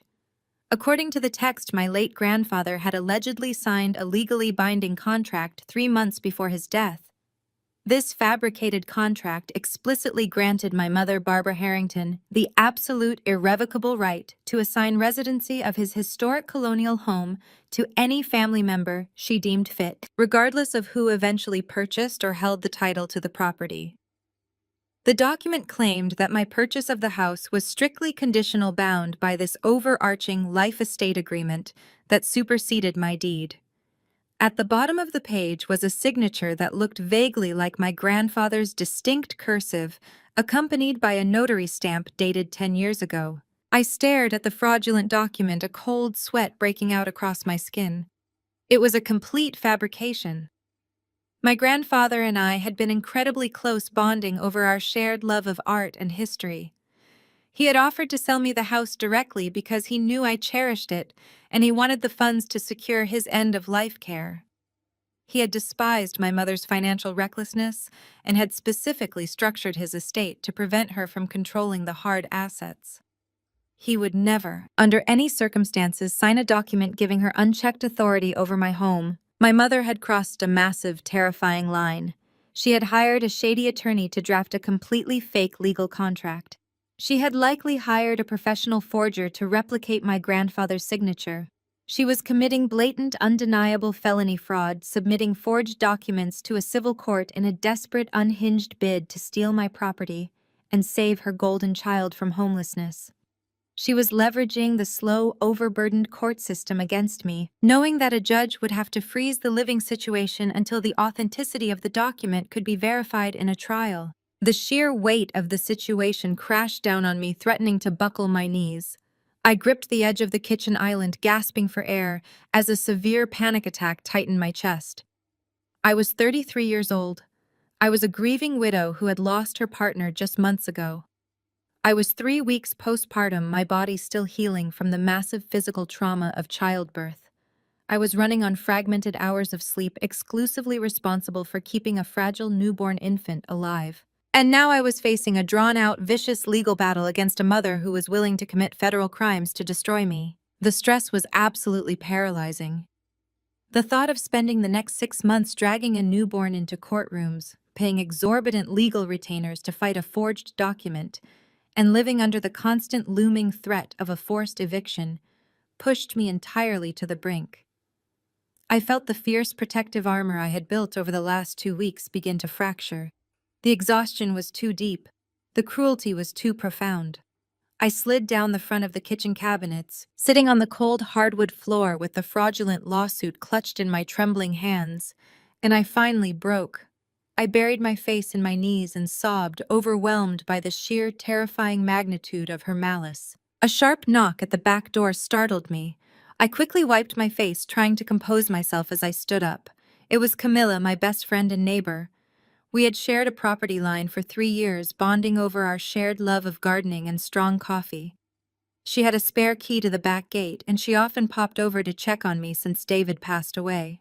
Camilla took one look at my red, tear-stained face and the massive stack of legal documents scattered across the kitchen island, and her warm, friendly expression vanished, replaced by fierce, protective determination. She dropped her tote bag on the floor. and walked straight over to me, wrapping her arms around my shaking shoulders. "What did she do now?" Camilla asked, her voice steady and grounding. I handed her the forged life estate agreement. "She is suing me for eviction," I choked out, fighting back a fresh wave of tears. "She fabricated a contract. She forged my grandfather's signature. She hired a shady lawyer to drag me into court so Brandon can take the house." "Camilla, I am so tired. I cannot fight a 6-month legal battle.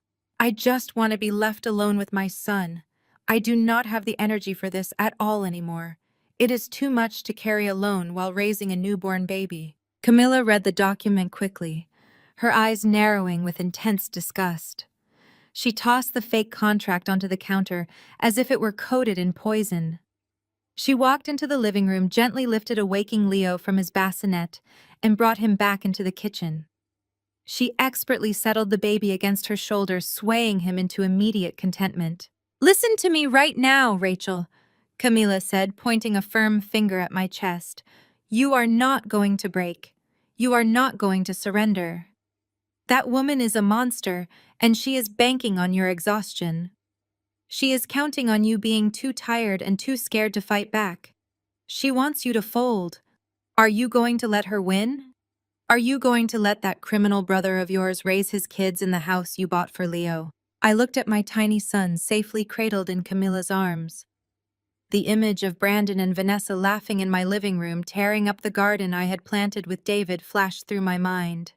The despair immediately evaporated, replaced once again by that cold, unyielding rage. "No," I whispered, wiping the last tear from my cheek. "I am not letting them take anything." "Exactly," Camilla said, offering me a fierce, proud smile. "You go upstairs, take a hot shower and wash your face. Put on your professional clothes. I am taking Leo to my house for the rest of the afternoon. He will be perfectly safe, well-fed, and happy. You need total silence and absolute focus. You are going to sit at your desk. You are going to call your bulldog of a lawyer, and you are going to figure out exactly how to destroy this fake lawsuit before it even begins. Do not let her see you bleed, Rachel. Make her pay." I nodded, feeling a massive surge of renewed strength coursing through my veins. Having an ally, having someone who truly saw me and supported me without condition, was the exact lifeline I needed. Camila packed up Leo's diaper bag and headed out the back door, leaving me alone in the quiet, secure house. I walked upstairs, stood under the scalding hot water of the shower, and let the remaining fear wash down the drain. I dressed in my sharpest blazer, pulled my hair back into a tight bun, and walked into my home office. I picked up my phone and dialed Harrison's direct line. I was ready to strategize. I was ready to completely dismantle my mother's forgery and unleash the full devastating power of the secret weapon I had quietly purchased 2 weeks ago. Harrison answered immediately. "Rachel," he said, "I have excellent news regarding the LLC acquisition." "I need the good news, Harrison," I replied, staring at the fraudulent eviction notice on my desk. "Because a process server just handed me a forged contract, and my mother is officially trying to steal my home through the court system. Tell me we have the ammunition to end this today." The drive to the downtown financial district gave me time to process the sheer audacity of my mother's actions. She had not merely threatened me with empty words on a porch. She had actively engaged the legal system, committing a felony to displace her own daughter and newborn grandson. My hands gripped the steering wheel tightly, but my mind was completely clear.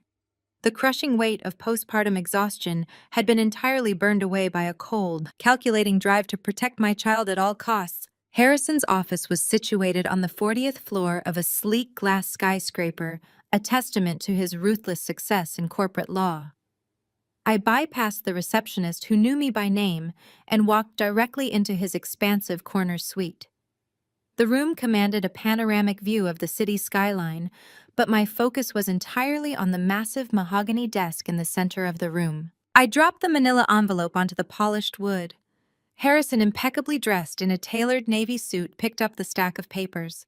He did not say a word for several minutes. He adjusted his glasses and meticulously examined the eviction notice, the lawsuit filing, and finally the fabricated life estate agreement. I watched his eyes scan the paragraphs. I expected to see concern or professional apprehension. Instead, a slow, dark smile spread across his face. He let out a sharp, incredulous laugh, shaking his head as he tossed the forged contract back onto the desk. "Rachel," he said, leaning back in his leather chair, "I have seen some truly desperate legal maneuvers in my career, but this borders on absolute comedy. Your mother did not just commit fraud, she committed wildly incompetent fraud." I pulled up a chair and sat across from him, feeling a surge of vindication. "Tell me exactly what is wrong with it," I demanded. Harrison picked up the document again, pointing to the second paragraph with his luxury pen. "First of all, the legal boilerplate used here is entirely outdated. Whoever drafted this pulled a template from the internet that is not even legally binding in this state. The clauses regarding property assignment contradict current state property laws that were updated 5 years ago. Furthermore, the formatting of the signature block is completely inconsistent with the estate lawyer your grandfather actually used." He flipped the page, tapping the bottom corner where the signatures and the notary stamp were located. "But this is the absolute best part." Harrison continued, his voice dripping with professional disdain. "Look at this notary stamp." I leaned forward, inspecting the faded stamped ink. It bore a name I did not recognize, along with a registration number and an expiration date. "What about it?" I asked. "I ran a background check on this specific notary the moment you mentioned a forged document on the phone," Harrison explained. "The name belongs to a man named Gregory Vance. He is not a reputable legal professional. He is an associate of your brother. In fact, he is listed as a co-founder on 2 of the shell companies Brandon used to funnel money in his cryptocurrency scam. Gregory Vance had his notary license revoked 3 years ago for falsifying real estate documents. The sheer stupidity of their plan washed over me. They used a disgraced fraudulent associate from Brandon's criminal enterprise to forge a legal document against me. They actually believed a judge would blindly accept a fake contract notarized by a known con artist without anyone verifying the credentials. "They are incredibly desperate," I stated, leaning back in my chair. "They are throwing anything against the wall, hoping I will just surrender the house out of pure fear." "Exactly," Harrison agreed. "This lawyer they hired is a bottom feeder known for filing frivolous lawsuits to scare tenants into vacating. He likely did not even verify the document. He just filed what your mother handed him and collected his retainer. So we take this to the judge," I said, my voice firm. "We show the court that the notary is a fraud, the document is a fake, and we get the eviction lawsuit thrown out immediately." Harrison folded his hands on the desk, his expression sobering into serious legal counsel. "We absolutely will take this to the judge, Rachel, and we will easily win. I can file a motion for immediate dismissal based on fraudulent evidence. I can also refer this to the district attorney for criminal forgery charges against your mother, your brother, and Mr. Vance." He paused, letting the weight of the legal reality settle into the room. "But I need to be completely honest with you about the timeline. The court system is severely backlogged. Even with undeniable proof of forgery, filing the motions, scheduling the hearings, and getting a judge to officially dismiss the case will take time." "How much time?" I asked, dread creeping into my chest. "Realistically," Harrison replied, 6 to 8 months. During that time, the lawsuit remains active on the docket. Your mother will use that pending litigation to harass you. She will send her lawyer to depose you. She will demand mediation. She will use the legal system to force you into a room with her over and over again, draining your energy, your finances, and your peace of mind while you are trying to raise your son. We will win, Rachel, but it will be a long, exhausting war of attrition." The thought of spending the first year of Leo's life trapped in a suffocating legal battle made my blood run cold. I imagined my mother constantly showing up at depositions, playing the victim, dragging my grandfather's name through the mud, and forcing me to constantly defend my right to exist in my own home. I pictured the stress keeping me awake at night, the anxiety bleeding into my work, and the dark shadow of her malice hanging over my child's nursery. I looked at Harrison, the cold, protective rage solidifying every nerve in my body. I shook my head slowly, rejecting his timeline completely. "No," I stated, my voice echoing with absolute finality. "I am not doing that. I am not spending the next 8 months playing defense in a courtroom while she terrorizes my family. I am not giving her the satisfaction of thinking she has power over my daily life. Rachel, it is the legal process, Harrison cautioned gently. We have to follow the steps to clear the title dispute. I do not want to just win, Harrison, I said, leaning forward and planting my hands firmly on his mahogany desk. Winning implies a contest. It implies we are standing on equal ground and exchanging blows. I do not want to fight her. I want to obliterate her capacity to ever threaten me again. I want to strip away every ounce of power and leverage she mistakenly believes she holds. I want them to never come near us again. Harrison watched me, his eyes sharp and calculating. He recognized the tone in my voice. He knew I was no longer operating as a frightened victim reacting to an attack. I was operating as a highly successful executive executing a hostile takeover. I took a slow, deliberate breath, shifting the conversation entirely away from the fraudulent lawsuit. I looked him directly in the eyes. Did the strategic purchase go through? I asked. The atmosphere in the corner suite shifted instantly. Harrison's demeanor transformed from cautious legal counsel to an immensely satisfied executioner. A slow, predatory smile returned to his face. He did not say a single word at first. Instead, he stood up from his leather chair and walked over to a heavy fireproof filing cabinet in the corner of his office. He unlocked it with a specialized key and pulled out a massive black leather binder. He walked back to his desk and dropped the binder onto the polished mahogany surface. He placed his hand flat on the cover and slid the heavy legal binder directly across the desk until it stopped right in front of me. The acquisition finalized at 9 o'clock this morning. Harrison confirmed, his voice vibrating with absolute triumph. The wire transfer from Leo Investments LLC was accepted and fully processed by the private equity firm. The deed of trust has been legally reassigned and formally recorded with the county clerk. I stared at the black binder, feeling an incredible, overwhelming surge of power course through my veins.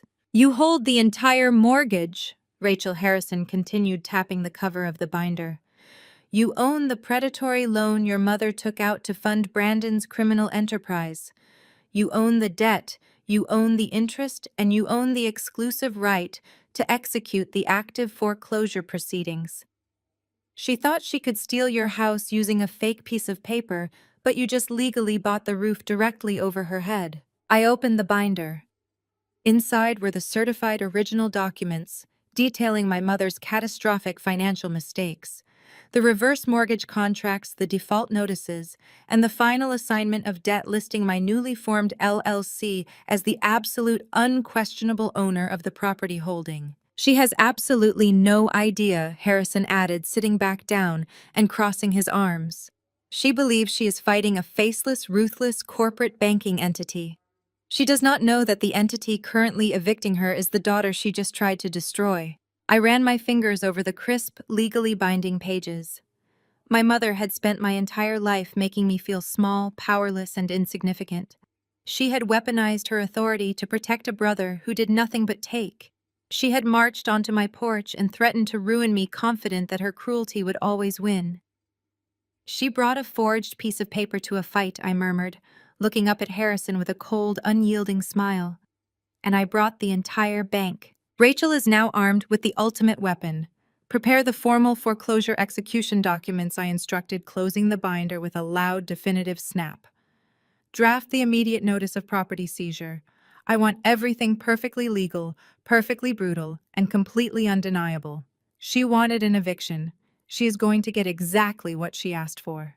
The storm rolled in late Tuesday afternoon, bringing with it a torrential downpour that lashed violently against the historic windows of my colonial home. The sky turned the color of bruised iron by 5 o'clock, casting the interior of the house into deep, premature shadows. I sat in the center of the living room, illuminated only by the soft glow of a floor lamp, rocking Leo gently against my chest.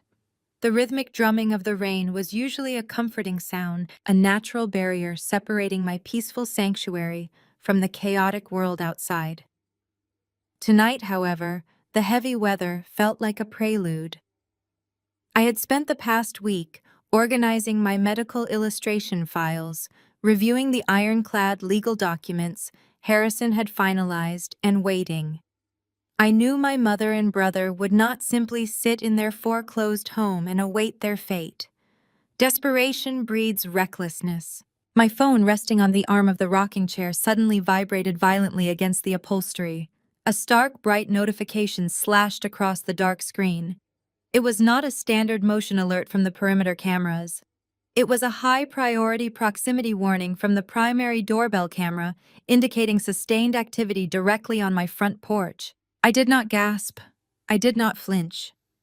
I carefully placed my sleeping son into his reinforced bassinet, ensuring his swaddle was secure, and picked up the device. I unlocked the screen and opened the live security feed. Through the night vision lens, rain streaked across the frame in thick illuminated sheets.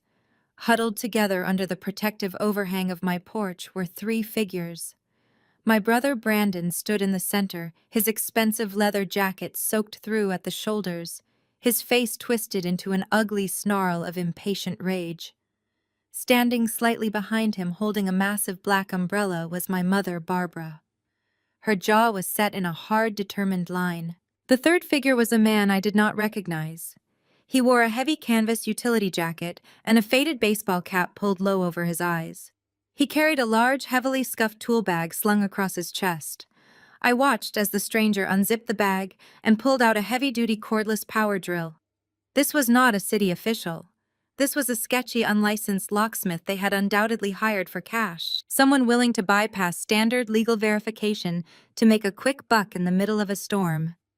They had decided not to wait for the court date. They were executing an illegal, forceful break-in. Brandon stepped squarely into the center of the camera frame, his face filling the screen.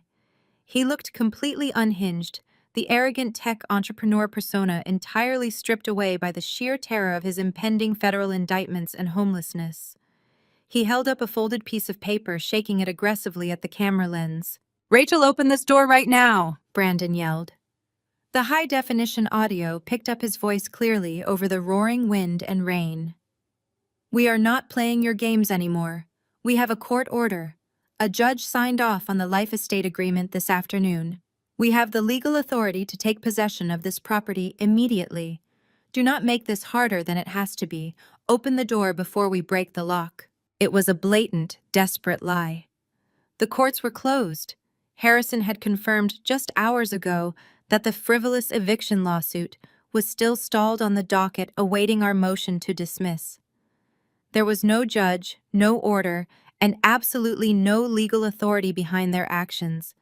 They were simply attempting to physically terrorize me into surrendering the house, betting that a single mother alone in a storm would panic and capitulate.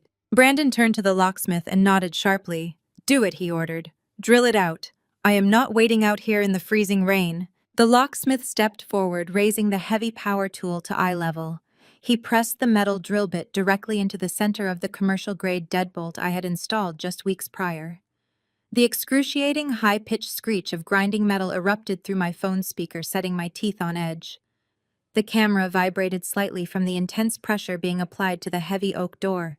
Sparks flew from the lock mechanism, illuminating the dark porch in brief, violent flashes of light. They were actively destroying my property, attempting to breach the final physical barrier protecting my newborn son. The average person might have panicked. A normal reaction would involve screaming, crying, or frantically dialing emergency services in a state of sheer terror.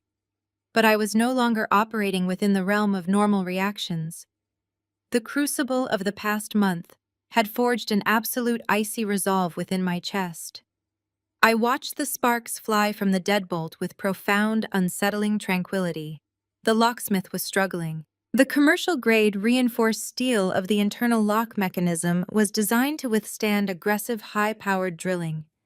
He was making noise, but he was not making immediate progress. I did not run to the door. I did not yell through the glass. I remained standing in the quiet safety of my living room, bathed in the soft light of the floor lamp, staring at the digital screen in my hand. I pressed my thumb firmly against the microphone icon on the security application, activating the two-way intercom system. "Step away from my door," I commanded. My voice projected from the external speaker mounted above the porch. It did not shake.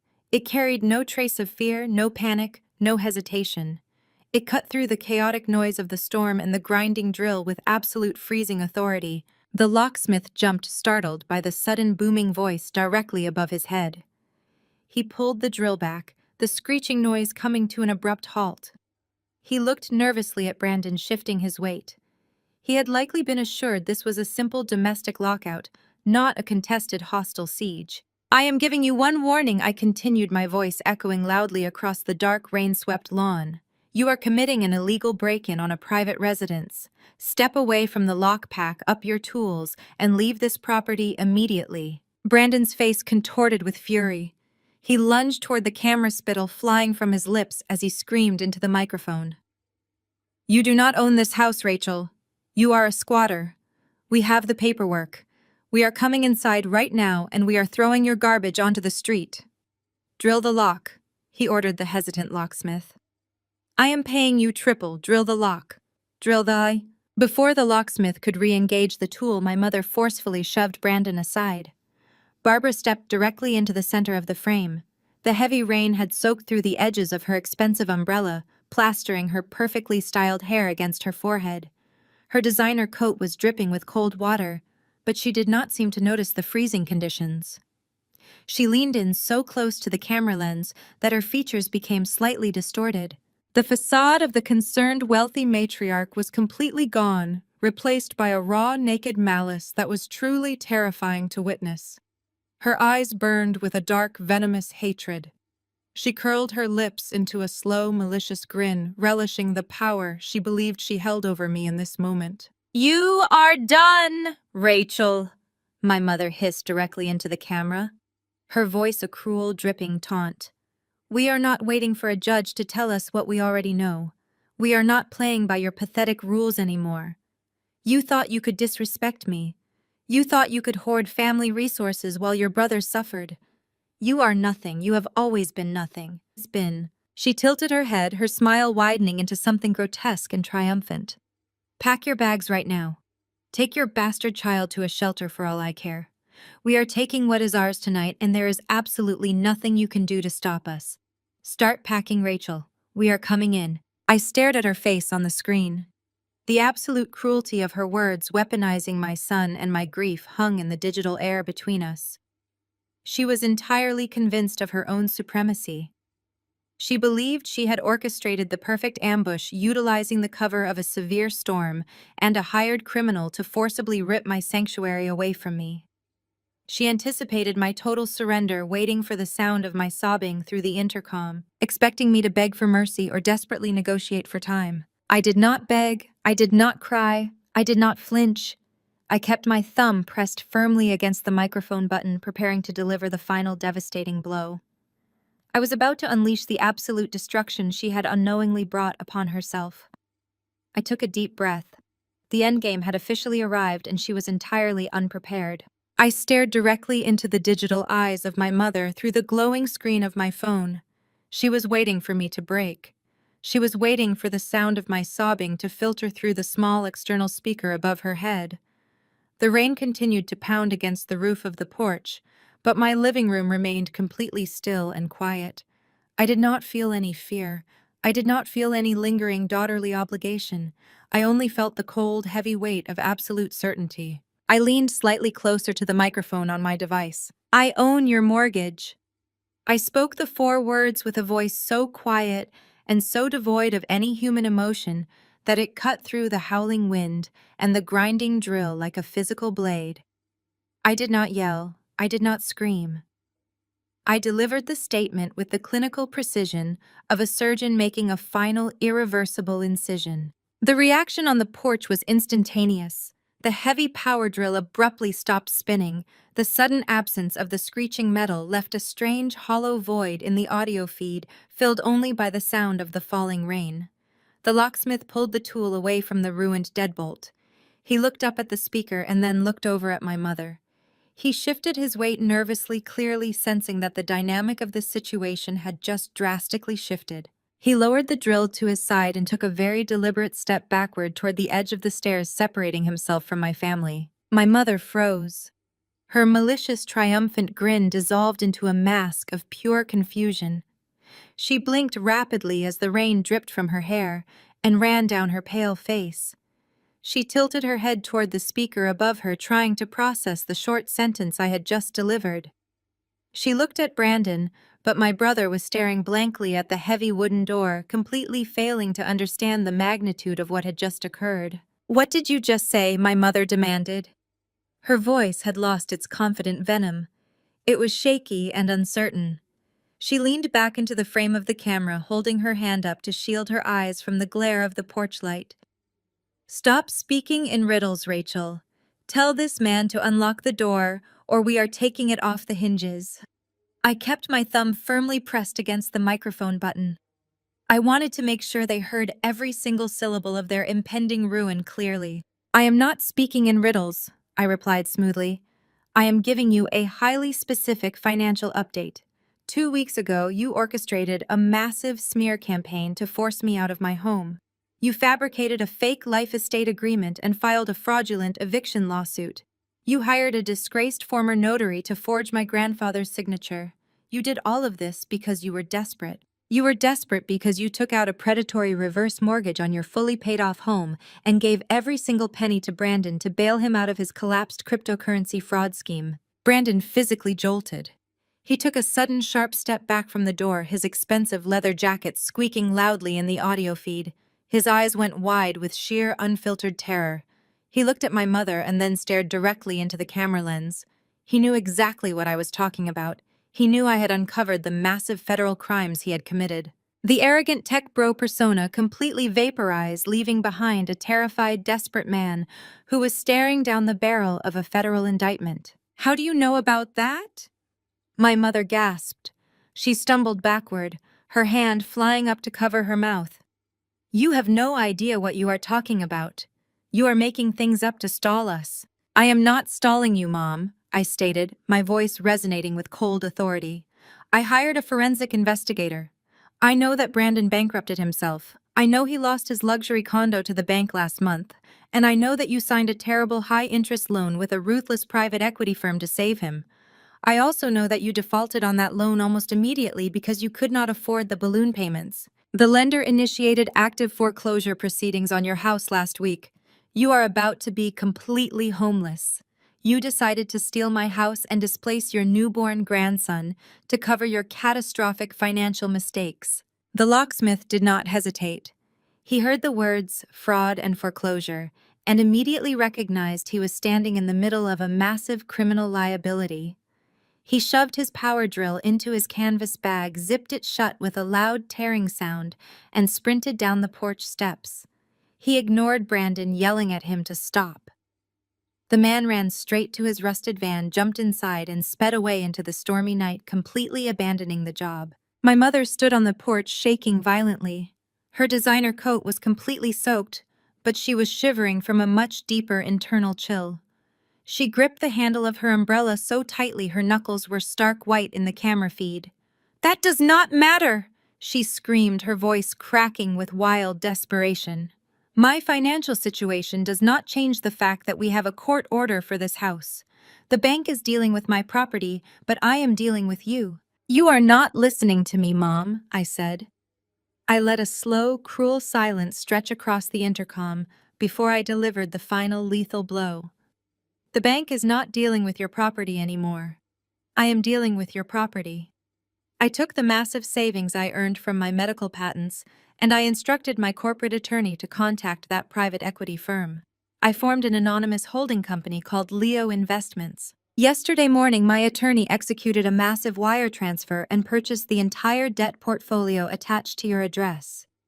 The private equity firm accepted the cash offer and officially reassigned the deed of trust. I took a deep breath, feeling the absolute power of the moment coursing through my veins. "I bought your predatory loan," I explained, articulating the words slowly, so they could penetrate her thick delusion. "I bought the high-interest debt you took out for a criminal. I hold the exclusive rights to the mortgage on your home. You gave up your house to fund Brandon's scams. I am the bank now, Mom, and I am foreclosing tomorrow." The silence that fell over the porch was absolute and utterly devastating. The roaring sound of the storm outside seemed to fade into the background. My mother stopped breathing. The color completely drained from her face, leaving her skin a ghastly chalky white under the harsh glare of the security light. Her mouth opened, but no sound came out. The sheer magnitude of the trap she had walked into finally crushed her. She had spent her entire life trying to control me, trying to diminish my worth, and trying to force me to surrender to her golden child. She had risked everything she owned on a single desperate gamble, and she had lost spectacularly. Brandon stared at her in absolute horror.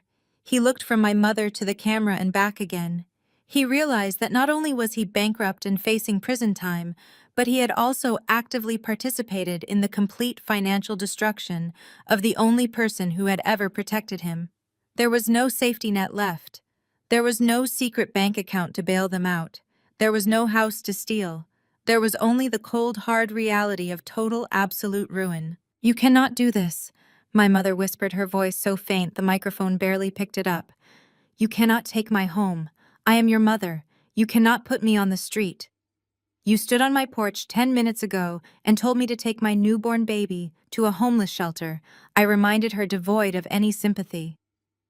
"You decided that my family was acceptable collateral damage for your mistakes. You made your choices, and now you are going to experience the exact consequences you intended for me." My mother let out a small, strangled gasp. Her fingers went entirely numb. The expensive smartphone she had been clutching in her hand slipped from her grasp. It plummeted downward and smashed violently against the concrete surface of the porch. The sharp cracking sound of the screen shattering echoed loudly through the intercom speaker. She did not even look down at the broken device. She just kept staring at the security camera, her eyes wide with a hollow, vacant despair. The matriarch who had ruled our family with an iron fist had been completely dethroned, stripped of her power, and left with absolutely nothing. Brandon grabbed his mother by the arm, shaking her slightly, as if trying to wake her from a nightmare. "We need to leave," he panicked, his eyes darting toward the street. "We need to get out of here right now before she calls the cops. Come on, Mom, we have to go." He pulled her towards the steps, but my mother was barely responsive. She stumbled forward, her umbrella falling from her hand and rolling away into the wet grass. She was entirely broken, a shell of the arrogant woman who had marched up to my door demanding my surrender. I kept my eyes fixed on the camera feed, watching them retreat into the storm. I did not feel any guilt. I did not feel any regret. I only felt the profound, fierce peace of a mother who had successfully defended her child's sanctuary against the wolves. They had tried to tear down my walls, and I had responded by buying the ground they stood on. I picked up my backup phone resting on the kitchen island. I dialed the local police precinct, completely bypassing the emergency dispatch. I asked to speak with the shift commander and calmly reported a hostile attempted break-in at my address by two known individuals who had previously been issued a formal trespass warning. I informed the police that I had high-definition video and audio recordings of the suspects attempting to drill out my commercial deadbolt, and I requested an immediate patrol car to secure the perimeter of my property and take a formal report for property damage. I placed the backup phone down on the counter. I looked back at the security application screen. Brandon was dragging my mother down the wet driveway toward their parked car. The storm was washing away the last remnants of their dignity. I moved my thumb over the screen and pressed the red button, disconnecting the live audio feed. The intercom shut off with a soft, digital click. The connection was completely severed. I locked the phone screen and set the device down, walking quietly back into the living room where Leo was sleeping peacefully. The house was safe. The threat was neutralized. The ultimate destruction of my toxic family was now entirely in motion, and I would not lose a single second of sleep over their self-inflicted ruin. The flashing red and blue lights of the police cruisers pierced the stormy darkness less than 5 minutes after I disconnected the intercom. I stood behind my front door, watching through the side window as two patrol cars blocked the end of my driveway. The officers moved through the rain, their flashlights cutting through the gloom. They intercepted the locksmith just as he attempted to reverse his rusted van down the street. I saw an officer tap on the driver window, demanding identification. The locksmith, terrified, surrendered without protest. He was pulled from the vehicle, searched, and issued a citation for attempted breaking and entering. Meanwhile, my mother and brother had not made it far. Their vehicle was parked haphazardly near the curb, blocked by the second police cruiser. Officer Miller approached the driver's side of their car. I could see Brandon waving his hands, trying to resurrect his tech entrepreneur facade. It failed. Officer Miller was unamused. He pointed sharply toward the main road, delivering a final trespass warning. They were escorted off my street, followed by a patrol car, to ensure they did not circle back. The flashing lights faded into the distance, leaving my neighborhood peaceful and secure once again. I slept surprisingly well that night, anchored by the profound safety of my locked home and the steady, comforting rhythm of Leo breathing in his bassinet. The next morning brought a sunrise and the swift execution of corporate law. At exactly 9 o'clock, a process server hired by Harrison arrived at my mother's house. She did not receive a phone call or a warning. She was served with the notice of foreclosure and intent to seize property. The stack of documents named Leo Investments, LLC, as the debt holder. The paperwork detailed her immediate default status, the timeline for the property seizure, and the mandate demanding she vacate the premises. My mother had tried to serve me with a forged eviction notice. I served her with a legal, devastating execution. Harrison called me to confirm. The server reported that my mother collapsed onto her front steps when she read the name of the LLC. Cornered animals are the most dangerous, and my mother was entirely cornered. With her house legally slipping through her fingers and Brandon facing catastrophic federal indictments, she realized she had lost all leverage over me. But Barbara Harrington was a creature of social standing and manipulation. If she could not bully me privately, she would attempt to destroy me publicly, using the extended family as her personal jury. By Thursday afternoon, my phone buzzed with a text from my cousin Sarah. The message contained a screenshot of an invitation. It was a summons from my mother to every aunt, uncle, cousin, and family friend. She had booked a banquet room at the Oak Ridge Country Club, an absurdity, considering she was bankrupt and facing active foreclosure. The invitation was titled, Emergency Family Crisis Intervention. The description attached to the invite was a masterpiece of gaslighting and dramatic fiction. My mother claimed that the sudden grief of losing my partner had caused me to suffer a total, violent, psychotic break. She wrote that I was hoarding family assets, putting my newborn child in immediate danger, and using illegal, shady corporate tactics to steal the home she had lived in for 30 years. She begged the family to assemble so they could form a united front, stage an intervention, and save me from my own mental illness before I completely destroyed the Harrington legacy. She intended to spin a massive lie to insulate herself from the shame of her homelessness and Brandon's criminal exposure. She needed the family to view me as a greedy monster, so when the foreclosure became public knowledge, she would be seen as the matriarch robbed by her daughter. She knew I always avoided family gatherings. She assumed my fear of conflict and postpartum state would guarantee my absence, leaving her free to control the narrative without any pushback or contradiction. She was entirely wrong. I read the screenshot twice, memorizing the time and location. I did not feel the suffocating anxiety that used to accompany family events. I did not feel the urge to hide and cry. I felt a cool, analytical focus. I texted Sarah back, thanking her for the information, and asked her to keep my knowledge of the meeting confidential. I then called Camila. I asked if she could watch Leo on Saturday afternoon for a few hours. Camila agreed immediately, promising to keep my son safe, fed, and insulated from the toxicity of my blood relatives. Saturday arrived with bright, deceptive sunshine. I dressed with meticulous intention. I did not wear the comfortable, oversized sweaters of a tired new mother. I wore a tailored, slate-gray blazer, crisp black trousers, and modest, elegant jewelry. I pulled my hair back into a sleek, professional style. I looked like a woman who commanded boardrooms, negotiated international patents, and owned multiple real estate properties. I looked exactly like the threat my mother feared most. I packed a single thick leather portfolio and drove to Camila's house. I kissed Leo's forehead, handed over his diaper bag, and thanked my friend for being the true village I needed. Camila squeezed my shoulder, her eyes fierce and supportive, telling me to go finish the job and burn their lies to the ground. The drive to the Oak Ridge Country Club was short. I parked my car, gripped my leather portfolio, and walked through the grand double doors of the lobby. The concierge directed me toward the banquet hall at the end of the corridor. I could hear the low, anxious murmur of dozens of voices drifting through the heavy wooden doors. The entire extended family had shown up, lured by the promise of dramatic gossip and the compelling fiction my mother had spun. I pushed the doors open and stepped into the room. The transition was instantaneous. The collective murmur of the crowd died, replaced by a shocked silence. Over 40 aunts, uncles, and cousins turned to stare at me. They looked at my crisp suit, my steady posture, and my calm expression. I did not look like a woman suffering from a psychotic break. I looked like a woman walking into a business acquisition. My mother stood at the front of the room near a small podium, clutching a tissue. Her face went slack with absolute horror when she saw me standing in the doorway. Brandon sat in the front row, his posture rigid, his eyes darting toward the exit as if calculating his escape route. Vanessa was nowhere to be seen, likely already distancing herself from the sinking ship. I did not say a word. I did not offer any greetings or explanations. I simply walked down the center aisle, my heels clicking rhythmically against the hardwood floor.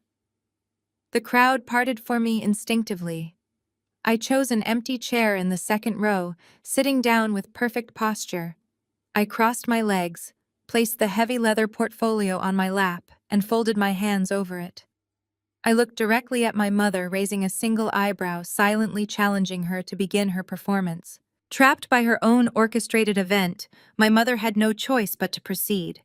She gripped the edges of the podium, her knuckles white, and forced herself to execute the desperate spin she had planned. She began to speak, her voice trembling with practiced theatrical emotion. She spoke of how deeply she loved me, wiping away non-existent tears. She told the crowd that the tragedy of losing David had broken my mind, claiming I was suffering from delusions of grandeur and severe paranoia. She spun a wild, fabricated tale about how I had violently attacked Brandon when he tried to bring me groceries, locking my own brother out in a storm. Then she escalated the lie. She sobbed openly, claiming I had hired shady corporate hackers to manipulate the family trust, illegally stealing the deed to her house out of pure unhinged spite. She painted a picture of a grieving, devoted grandmother who was about to be thrown onto the street by a daughter she no longer recognized. She begged the family to intervene, to force me into psychiatric care, and to help her save the family legacy from my supposed madness. Throughout the entire 20-minute performance, I sat in stoic silence. I refused to yell. I refused to cry. I did not shake my head, roll my eyes, or interrupt her monologue. I simply watched her with a cold, analytical stare, observing her desperate attempt to weave a net of lies tight enough to save herself. I let her dig her own grave, word by word, tear by fake tear. I waited patiently, knowing the truth resting in the leather portfolio on my lap was about to obliterate her entirely. Barbara's final breathless sob echoed through the expansive banquet hall, hanging heavily in the stifling air of the Oak Ridge Country Club. She bowed her head in a perfectly rehearsed display of maternal sorrow, gripping the polished edges of the podium, as if completely overcome by the tragic burden of a daughter lost to madness. A low, continuous murmur of sympathetic whispers rippled through the crowd of aunts, uncles, and cousins seated in the rows around me. Several older relatives turned in their chairs to shoot me glances laced with profound pity and deep, unsettling concern. They were fully primed, completely hooked by the masterful, manipulative performance she had just delivered. My mother had successfully painted me as a violent, unhinged woman, suffering from severe postpartum psychosis, a dangerous squatter who was ruthlessly holding her family hostage. I did not flinch under their judgmental stares. I slowly uncrossed my legs and stood up. The harsh scraping sound of my wooden chair pushing backward against the hardwood floor cut through the sympathetic murmurs like a gunshot. The room instantly fell dead silent. Every single eye in the banquet hall locked onto me. They expected me to scream. They expected me to throw a hysterical fit, to cry, or to physically attack my mother, validating every single lie she had just spun. Instead, I simply unzipped the heavy leather portfolio I had carried in. I did not rush my movements. I moved with the deliberate, unhurried grace of an executioner who had already secured a total victory. Inside the portfolio were 12 identical, professionally bound dossiers. I picked up the thick stack of documents and walked directly down the center aisle toward the front row where the most influential elders of the Harrington family were seated. I stopped directly in front of Uncle Arthur, my mother's eldest brother, and the undisputed, highly respected patriarch of our extended family. I handed him the top dossier without saying a word. I moved methodically down the row, passing a copy to Aunt Beatrice, Uncle Thomas, and my cousin David, who ran a highly successful corporate accounting firm. I made absolutely sure that every single person holding financial or social sway in our family had a physical copy resting in their lap. "What is this?" Rachel Uncle Arthur asked. His voice was cautious, his thick brow furrowed in confusion as he looked down at the heavy black binding of the legal dossier. "That is the absolute truth," I stated evenly, my voice projecting clearly and calmly across the silent banquet hall. My mother just spent 20 minutes standing at that podium spinning a fascinating work of complete fiction. She claimed I suffered a violent psychotic break. She claimed I hired corporate hackers to illegally steal the deed to her home. She begged you to stage a crisis intervention. I do not need an intervention. I need you to open the dossier to page 1. My mother's face went entirely rigid. The color rapidly drained from her cheeks, leaving her skin a ghastly chalky white. She stepped quickly away from the podium, her hands shaking violently at her sides. "Do not look at those," she shrieked, her carefully crafted facade cracking instantly. "She manufactured those documents. It is part of her paranoia. Give them back to her right now. Do not read them." Uncle Arthur ignored her frantic demands. He flipped open the heavy cover. Aunt Beatrice, Uncle Thomas, and Cousin David immediately followed suit. The distinct rustle of thick, high-quality paper echoed loudly through the tense room. "Let us address the most pressing lie first," I announced, turning my body to face the entire crowd. "My mother claims I violently attacked my brother and locked him out of our shared ancestral home out of pure, unhinged greed. I ask you to turn to page 3. You will find the certified notarized property deed to my historic colonial home. Directly beneath it, you will find the official bank wire transfers proving I purchased the property at fair market value entirely with funds from my own independent medical illustration business. My mother never contributed a single cent to the purchase. Her name is nowhere on the title. It was never a shared family asset." Cousin David quickly scanned the banking records, his professional eyes catching the indisputable official verification stamps from the financial institution. "These are certified bank records," Barbara David said, his voice dropping into a register of deep, undeniable suspicion. "Rachel bought this house legally and independently. Why on earth did you just tell us she was illegally hoarding a family trust property?" "Keep reading, David," I instructed coldly, not allowing my mother a single second to formulate a new lie. "Turn to page 7. That is where the reality of my brother's brilliant entrepreneurial empire is fully documented for your review." Brandon, who had been sitting frozen in the front row, suddenly jumped to his feet. His face was the color of ash, his eyes wide with sheer unfiltered terror. "Do not read that," he yelled, his voice cracking with pure panic. He lunged toward Uncle Arthur desperately, attempting to snatch the open dossier right out of the older man's hands. "It is fake. She is framing me. She made it all up." Uncle Arthur swatted Brandon's hand away with a fierce, authoritative glare that immediately stopped my brother in his tracks. Uncle Arthur adjusted his reading glasses and read the bold, capitalized text printed at the top of the page. The entire room held its breath. "These are federal indictments," Uncle Arthur read aloud, his voice trembling with a mixture of profound shock and dawning horror. He looked up, locking his furious eyes directly onto Brandon.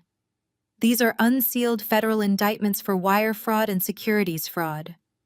Brandon, this document says your entire technology startup was a massive Ponzi scheme. It says you are currently under active investigation by the Securities and Exchange Commission for defrauding private investors out of millions of dollars." A collective gasp ripped through the banquet hall. Aunts and cousins covered their mouths in shock. Brandon stumbled backward as if he had been physically struck, his legs hitting the edge of his folding chair. He looked exactly like a man who had just been shoved out of an airplane without a parachute. He was completely exposed, and he had absolutely nowhere left to run. My brother is a common con artist, I declared, my voice slicing through the rising panic in the room like a blade. He bankrupted himself entirely. He lost his luxury condo to the bank last month. His expensive cars were forcefully repossessed, and when his highly illegal cryptocurrency scam collapsed, he went crying to our mother for a massive financial bailout. Which brings us directly to page 12. I turned slowly to look directly at my mother. She was gripping the edge of the wooden podium so tightly, her knuckles were stark white. She looked physically ill, her eyes darting desperately around the room, searching for an exit that did not exist. The proud, manipulative matriarch had been entirely stripped of her power. My mother stood at that podium and told you I used hackers to steal her house. I continued, ensuring every single person in the back rows could hear my words perfectly. Look at page 12. That is a certified copy of a highly predatory, extremely high-interest reverse mortgage contract. When Brandon needed immediate cash to silence his defrauded investors and hire elite criminal defense attorneys, my mother secretly signed away the entire equity of her fully paid-off home. She took every single penny of her retirement and handed it to Brandon, and he burned it all in 30 days. Aunt Beatrice let out a sharp, devastated sob, clutching the paperwork to her chest. Barbara, tell me this is a lie, she pleaded, tears welling in her eyes. Tell me you did not mortgage the family house for this nonsense. It gets exponentially worse, Aunt Beatrice, I said mercilessly, determined to burn the entire illusion to the ground. Because she signed a shadow loan, she could never possibly repay the private equity firm initiated active foreclosure proceedings last week.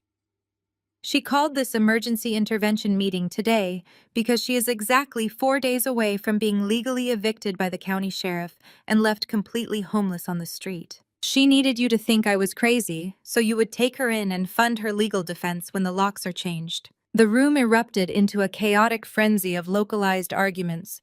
Relatives were pulling the dossiers from each other's hands, frantically reading the highlighted sections of the foreclosure notices. The absolute truth was laid bare in stark black and white ink, complete with county clerk stamps and official legal seals. My mother's carefully constructed narrative was completely and utterly annihilated. But what about the fake eviction? Uncle Thomas asked loudly, waving page 15 in the air to get my attention. Rachel, this page shows an active lawsuit filed against you by Barbara. That is the final piece of my mother's absolute desperation, I explained, gesturing toward the fabricated legal document in his hand. When she realized she was definitely going to lose her house, she decided to steal mine. She hired a disgraced former notary, one of Brandon's criminal associates, to forge our late grandfather's signature on a completely fake life estate agreement. She filed a fraudulent eviction notice against me, a newly widowed mother with a 3-week-old infant, attempting to throw me onto the street so Brandon could move into my 4-bedroom house. The disgust in the room became a tangible, suffocating force. Family members who had looked at my mother with deep sympathy just 10 minutes ago now stared at her with pure, unadulterated revulsion. She had crossed a line so vile, so entirely irredeemable, that there was absolutely no coming back. I did not let her drag me into a lengthy court battle. I concluded, closing my empty portfolio with a definitive snap. I took the substantial capital I earned from my medical patents, and I aggressively purchased her bad debt directly from the private equity firm. I bought her mortgage legally and above board through a holding company. I am not stealing her home. I am formally foreclosing on a defaulted loan to stop a criminal from stealing my child's sanctuary. Wait! A booming voice bellowed from the back of the banquet room. Uncle Richard, a retired dentist who had always loudly praised Brandon's financial acumen at family holidays, pushed his way aggressively down the center aisle. His face was mottled purple with intense rage. He marched directly up to Brandon, grabbing the golden child fiercely by the collar of his expensive quarter-zip sweater. My retirement fund. Uncle Richard roared, shaking Brandon violently back and forth. I gave you $200,000 last year to invest in your new cryptocurrency platform. You looked me in the eye and told me it was a guaranteed secure return. Where is my money, Brandon? What did you do with my life savings? Brandon stammered, his eyes wide with absolute terror, completely unable to form a coherent sentence. Uncle Richard, the market dipped unexpectedly. The funds are temporarily tied up in a liquidity pool. I swear I can explain everything. It is entirely gone, Richard. Uncle Arthur stated grimly, holding up the federal indictment papers for the angry dentist to see. This legal document clearly shows he used new investor capital to pay for his personal luxury cars and his penthouse. He stole your retirement to fund his lifestyle. The banquet hall instantly exploded into absolute chaos. Shouts of furious anger and loud demands for immediate restitution filled the air. Cousins were yelling obscenities at Brandon. Aunts were turning their backs on my mother in sheer vocal disgust. Uncle Richard looked like he was about to physically assault my brother right there in the front row. The carefully constructed, pristine image of the Harrington family golden child and the devoted, wealthy matriarch had been entirely burned to ash in less than 15 minutes. My mother stood frozen behind the podium, completely abandoned by her captive audience. The people she had desperately gathered to serve as her personal army had instantly transformed into a furious mob demanding justice for her son's crimes. She looked across the chaotic room at me, her eyes hollow and filled with the terrifying realization of total inescapable ruin. There was no exit. I did not smile. I did not offer any final dramatic parting words. The extensive evidence in the dossiers had done all the necessary talking for me. I simply picked up my leather portfolio, turned my back on them, and walked away. I walked calmly up the center aisle, moving smoothly against the tide of furious relatives rushing toward the front to confront the scammers. I reached the back of the banquet hall, where a small coffee station had been set up by the country club catering staff. I poured myself a fresh cup of black coffee. I pulled a crisp $20 bill from my blazer pocket and placed it firmly under the saucer, paying for my own drink. I pushed open the heavy wooden double doors and walked out of the banquet hall, leaving the roaring chaos of my toxic family trapped entirely behind me. I stepped out into the bright, clear sunshine of the parking lot, taking a deep sip of my coffee, knowing I would never have to see any of them ever again. The bright sunshine of that Saturday afternoon marked the end of the Harrington family illusion. I drove back to Camila's house, picked up Leo, and went home to a sanctuary that was finally permanently safe. But the shockwaves of the dossier I left behind at the Oak Ridge Country Club were only just beginning to tear through my family's lives. The fallout was swift, brutal, and entirely of their own making. By Monday morning, Uncle Richard had rallied over a dozen defrauded relatives and local business associates. They hired an aggressive litigation firm and filed a massive class action lawsuit against Brandon. The civil suit was just the spark that ignited a much larger powder keg. Brandon's desperate attempts to cover his tracks and manipulate liquidity pools were exposed to the harsh light of federal scrutiny. The Securities and Exchange Commission, having already been building a silent case, accelerated their timeline after the public explosion at the country club. 3 days after the family meeting, federal agents raided Brandon's leased office space downtown. They seized his computers, froze his remaining shell accounts, and officially arrested him on multiple counts of federal wire fraud and securities fraud. The golden child, the supposed tech visionary my mother had worshipped, was paraded out of his building in handcuffs, his face plastered across the local evening news. He was facing decades in federal prison, and this time there was no secret family trust account to bail him out. The total collapse of Brandon's empire was the final straw for Vanessa. She had happily turned a blind eye to his questionable business practices as long as the designer handbags and luxury vacations kept coming. But the prospect of being tied to a convicted federal felon, combined with the absolute loss of their social standing, was too much for her to bear. The afternoon Brandon was arrested, Vanessa packed her bags. She immediately deactivated all of her social media accounts to hide from the public humiliation and started selling off her designer handbags and jewelry, just to afford her divorce attorney. She did not visit him in his holding cell. She did not hire a defense attorney to help him. Instead, she took their 2 children, drove directly to her parents' house in the neighboring state, and immediately filed for divorce. She filed for sole physical and legal custody, citing his criminal activities and the devastating financial ruin he had brought upon their family. She completely severed all ties, legally abandoning Brandon to face his federal indictments entirely alone, without a single penny to his name and without a family to fall back on. While Brandon was sitting in a federal holding cell, my mother was facing her own inescapable reckoning. The timeline on the foreclosure execution I had initiated was absolute. The grace period expired, and the county sheriff arrived at the doorstep of the home she had proudly occupied for 30 years. It happened on a brisk Thursday morning. The neighborhood, usually quiet and serene, was treated to a spectacular display of consequences. My mother had spent the entire week in severe denial, desperately trying to call in favors from her wealthy social circle. She had called her country club friends, her bridge partners, and her charity board colleagues, begging for a massive personal loan to cover the defaulted mortgage.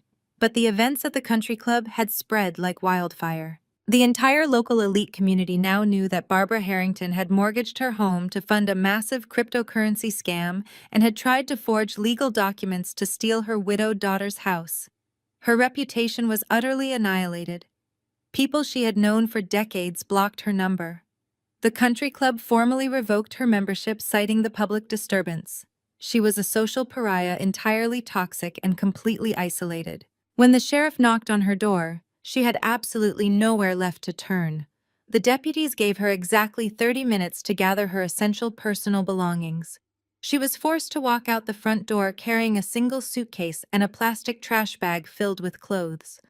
The same neighbors who had watched her arrogant performance on my driveway 2 weeks prior now stood on their own manicured lawns, whispering and shaking their heads as the disgraced matriarch was forcefully removed from her property. The bank, which was legally my LLC, immediately secured the property, changing the locks and boarding up the vulnerable entryways.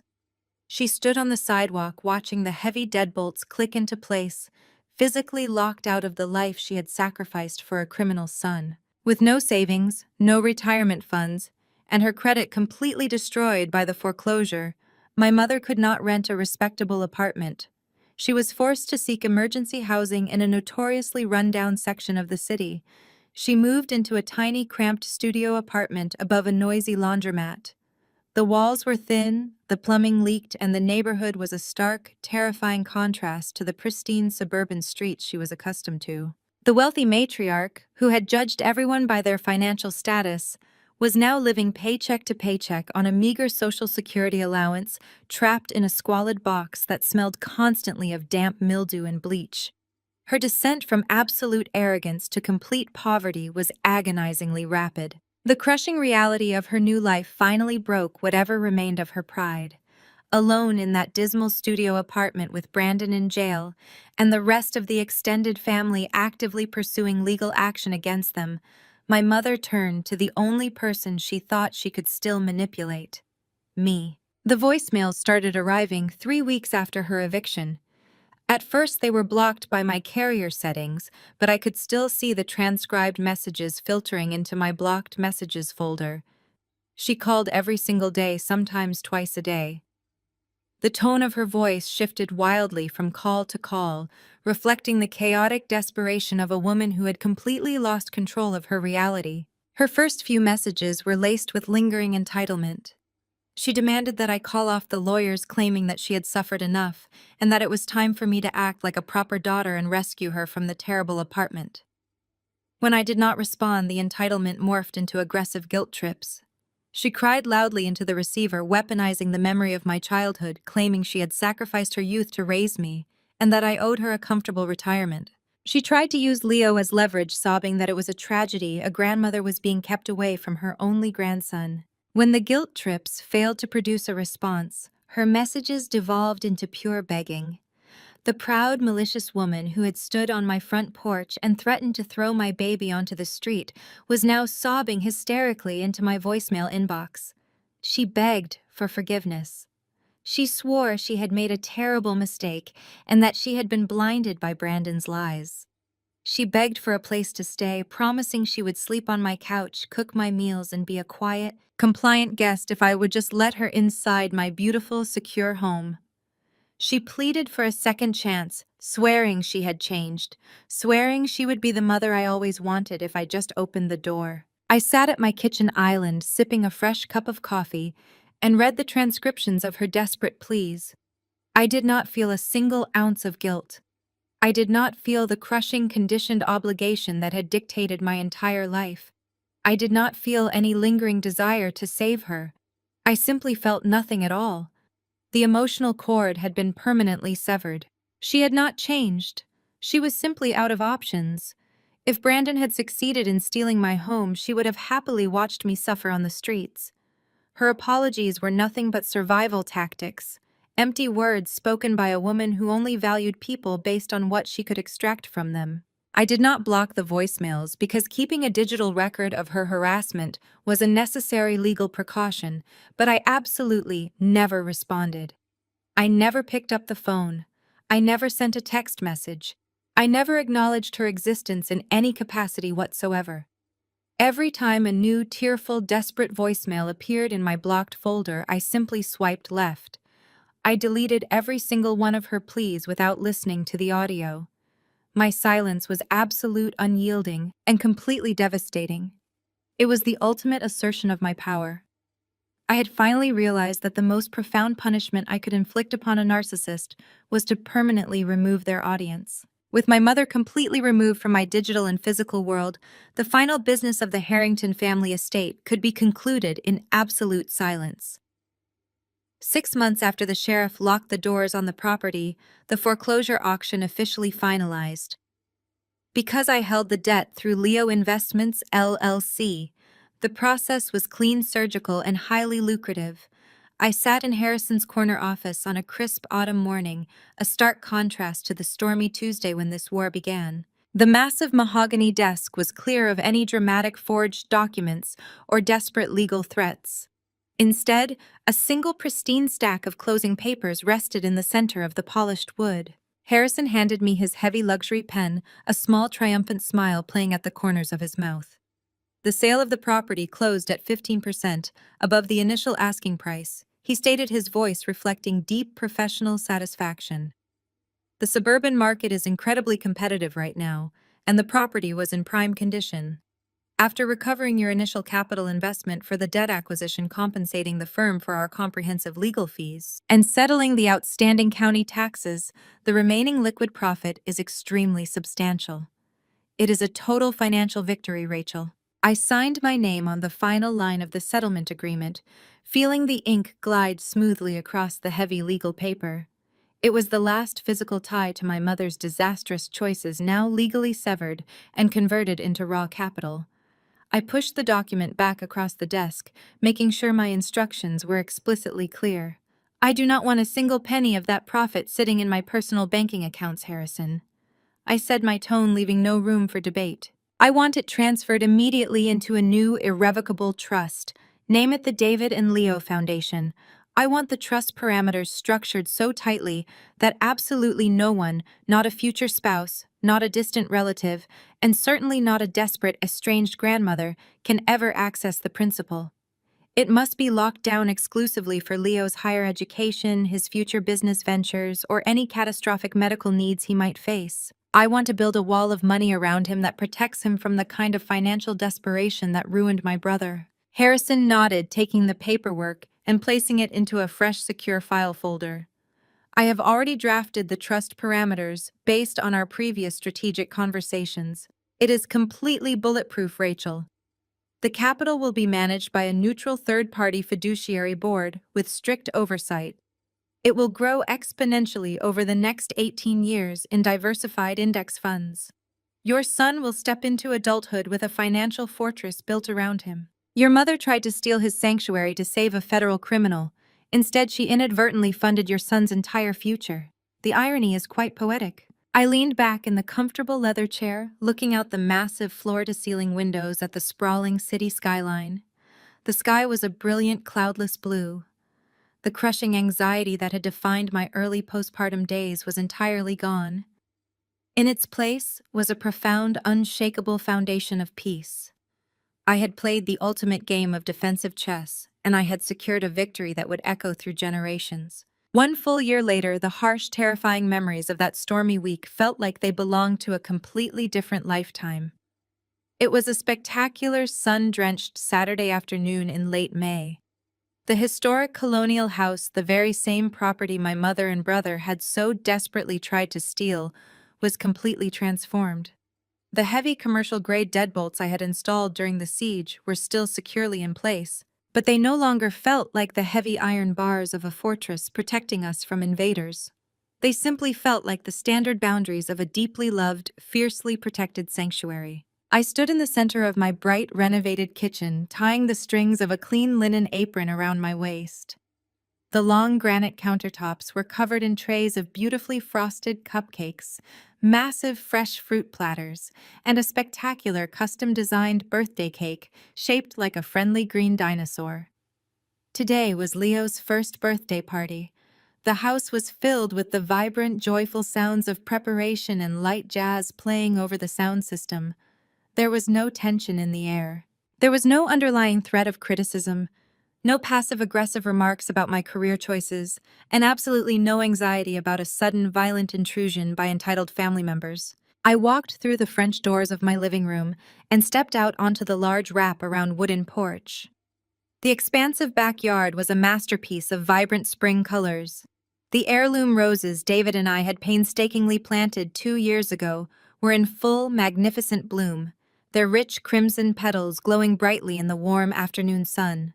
Vanessa had once sneered that her children would play in this exact garden while I rotted away in a tiny, cramped apartment downtown.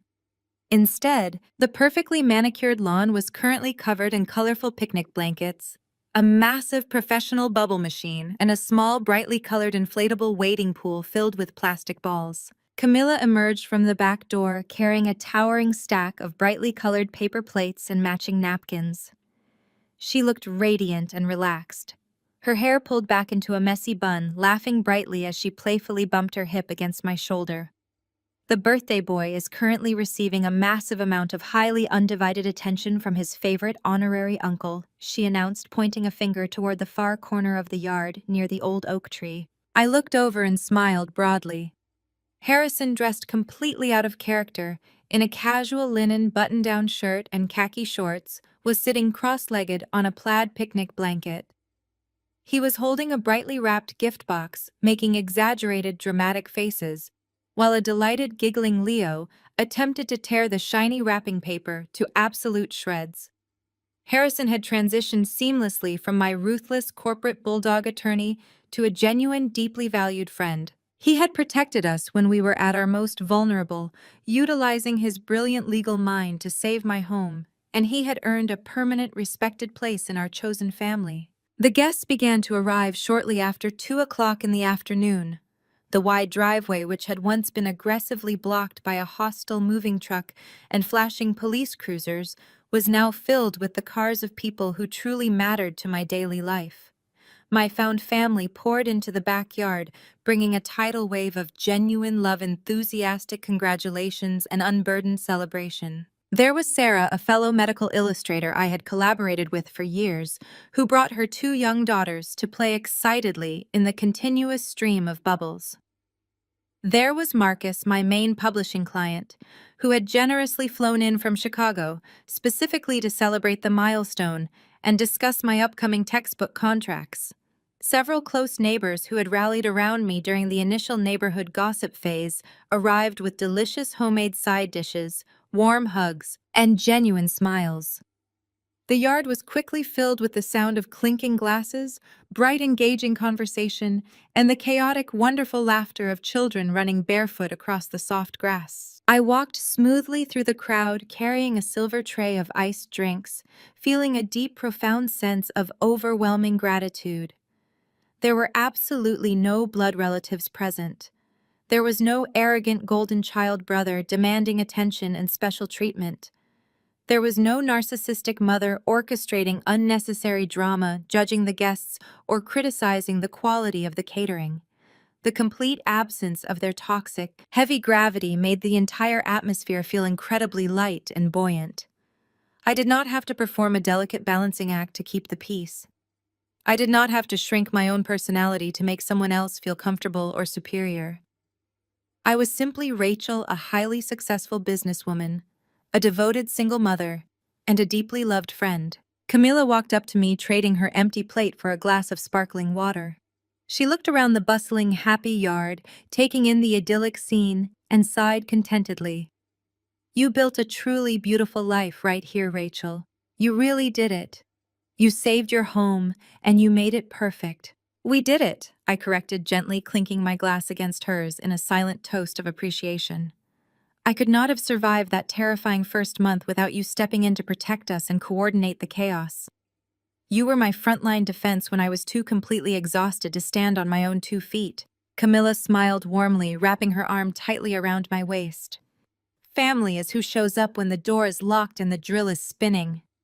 Every single person standing in this yard today showed up for you when it actually counted. I nodded slowly, my eyes scanning the lively crowd until they landed securely on my son. Leo was currently covered in bright blue frosting, sitting like a tiny king in a high chair that had been moved directly into the center of the lawn. He was aggressively smashing a vanilla cupcake with his tiny fists, a look of pure, unadulterated joy plastered across his messy face. He was healthy. He was completely safe. He was surrounded exclusively by adults who looked at him with nothing but unconditional affection and genuine delight. He will never know the feeling of conditional love, I said softly, my voice thick with raw emotion. He will never have to earn his place in this house by performing for a narcissist. He will never know what it feels like to be the designated scapegoat for someone else's massive personal failures. He gets to just be a child. I walked across the soft grass, the afternoon sun warming my shoulders, and knelt carefully beside Leo's high chair. I took a damp cloth from the table and gently wiped a large smear of blue frosting from the tip of his nose. He let out a loud, delighted squeal and grabbed my index finger tightly with his small, sticky hand. I looked deeply into his bright, innocent eyes, seeing the perfect, beautiful reflection of the profound love David and I had shared from the very beginning. The grueling journey from that terrifying Tuesday morning to this perfectly peaceful Saturday afternoon had demanded every single ounce of my mental strength, my strategic intelligence, and my maternal courage. My mother had foolishly assumed that my profound grief was a crippling weakness. She had incorrectly assumed that my gentle nature meant I lacked the capacity for absolute ruthlessness when pushed into a corner. She had fundamentally misunderstood the transformative, terrifying power of motherhood. She forced me to step directly into the fire, and I had emerged completely unscathed, holding the unassailable deed to my own salvation. I had successfully broken the generational cycle of psychological abuse and financial manipulation. I had severed the rotting toxic branches of my family tree and planted something entirely new in its place, an environment rooted in mutual respect, fierce loyalty, and genuine care. My mother and brother were currently living with the devastating, inescapable consequences of their own staggering greed, entirely banished from the beautiful, thriving reality I had meticulously created. The heavy trauma of the past was no longer a restrictive chain dragging me backward into a state of despair. It was simply the solid bedrock foundation upon which I had built an impenetrable, lasting fortress for my family. I stood up tall, lifting a giggling frosting-covered Leo securely into my arms, holding him tight against my chest. I looked around my vibrant, blooming garden, at the historic house standing proudly in the warm sunlight, and at the incredible found family laughing together on the perfectly manicured lawn. I had fiercely protected my peace against all odds. I had completely secured my child's future without compromising my integrity. I had built a secure, loving life entirely on my own terms, free from toxic expectations. The war was officially over, and the rest of our beautiful, unburdened lives was just beginning.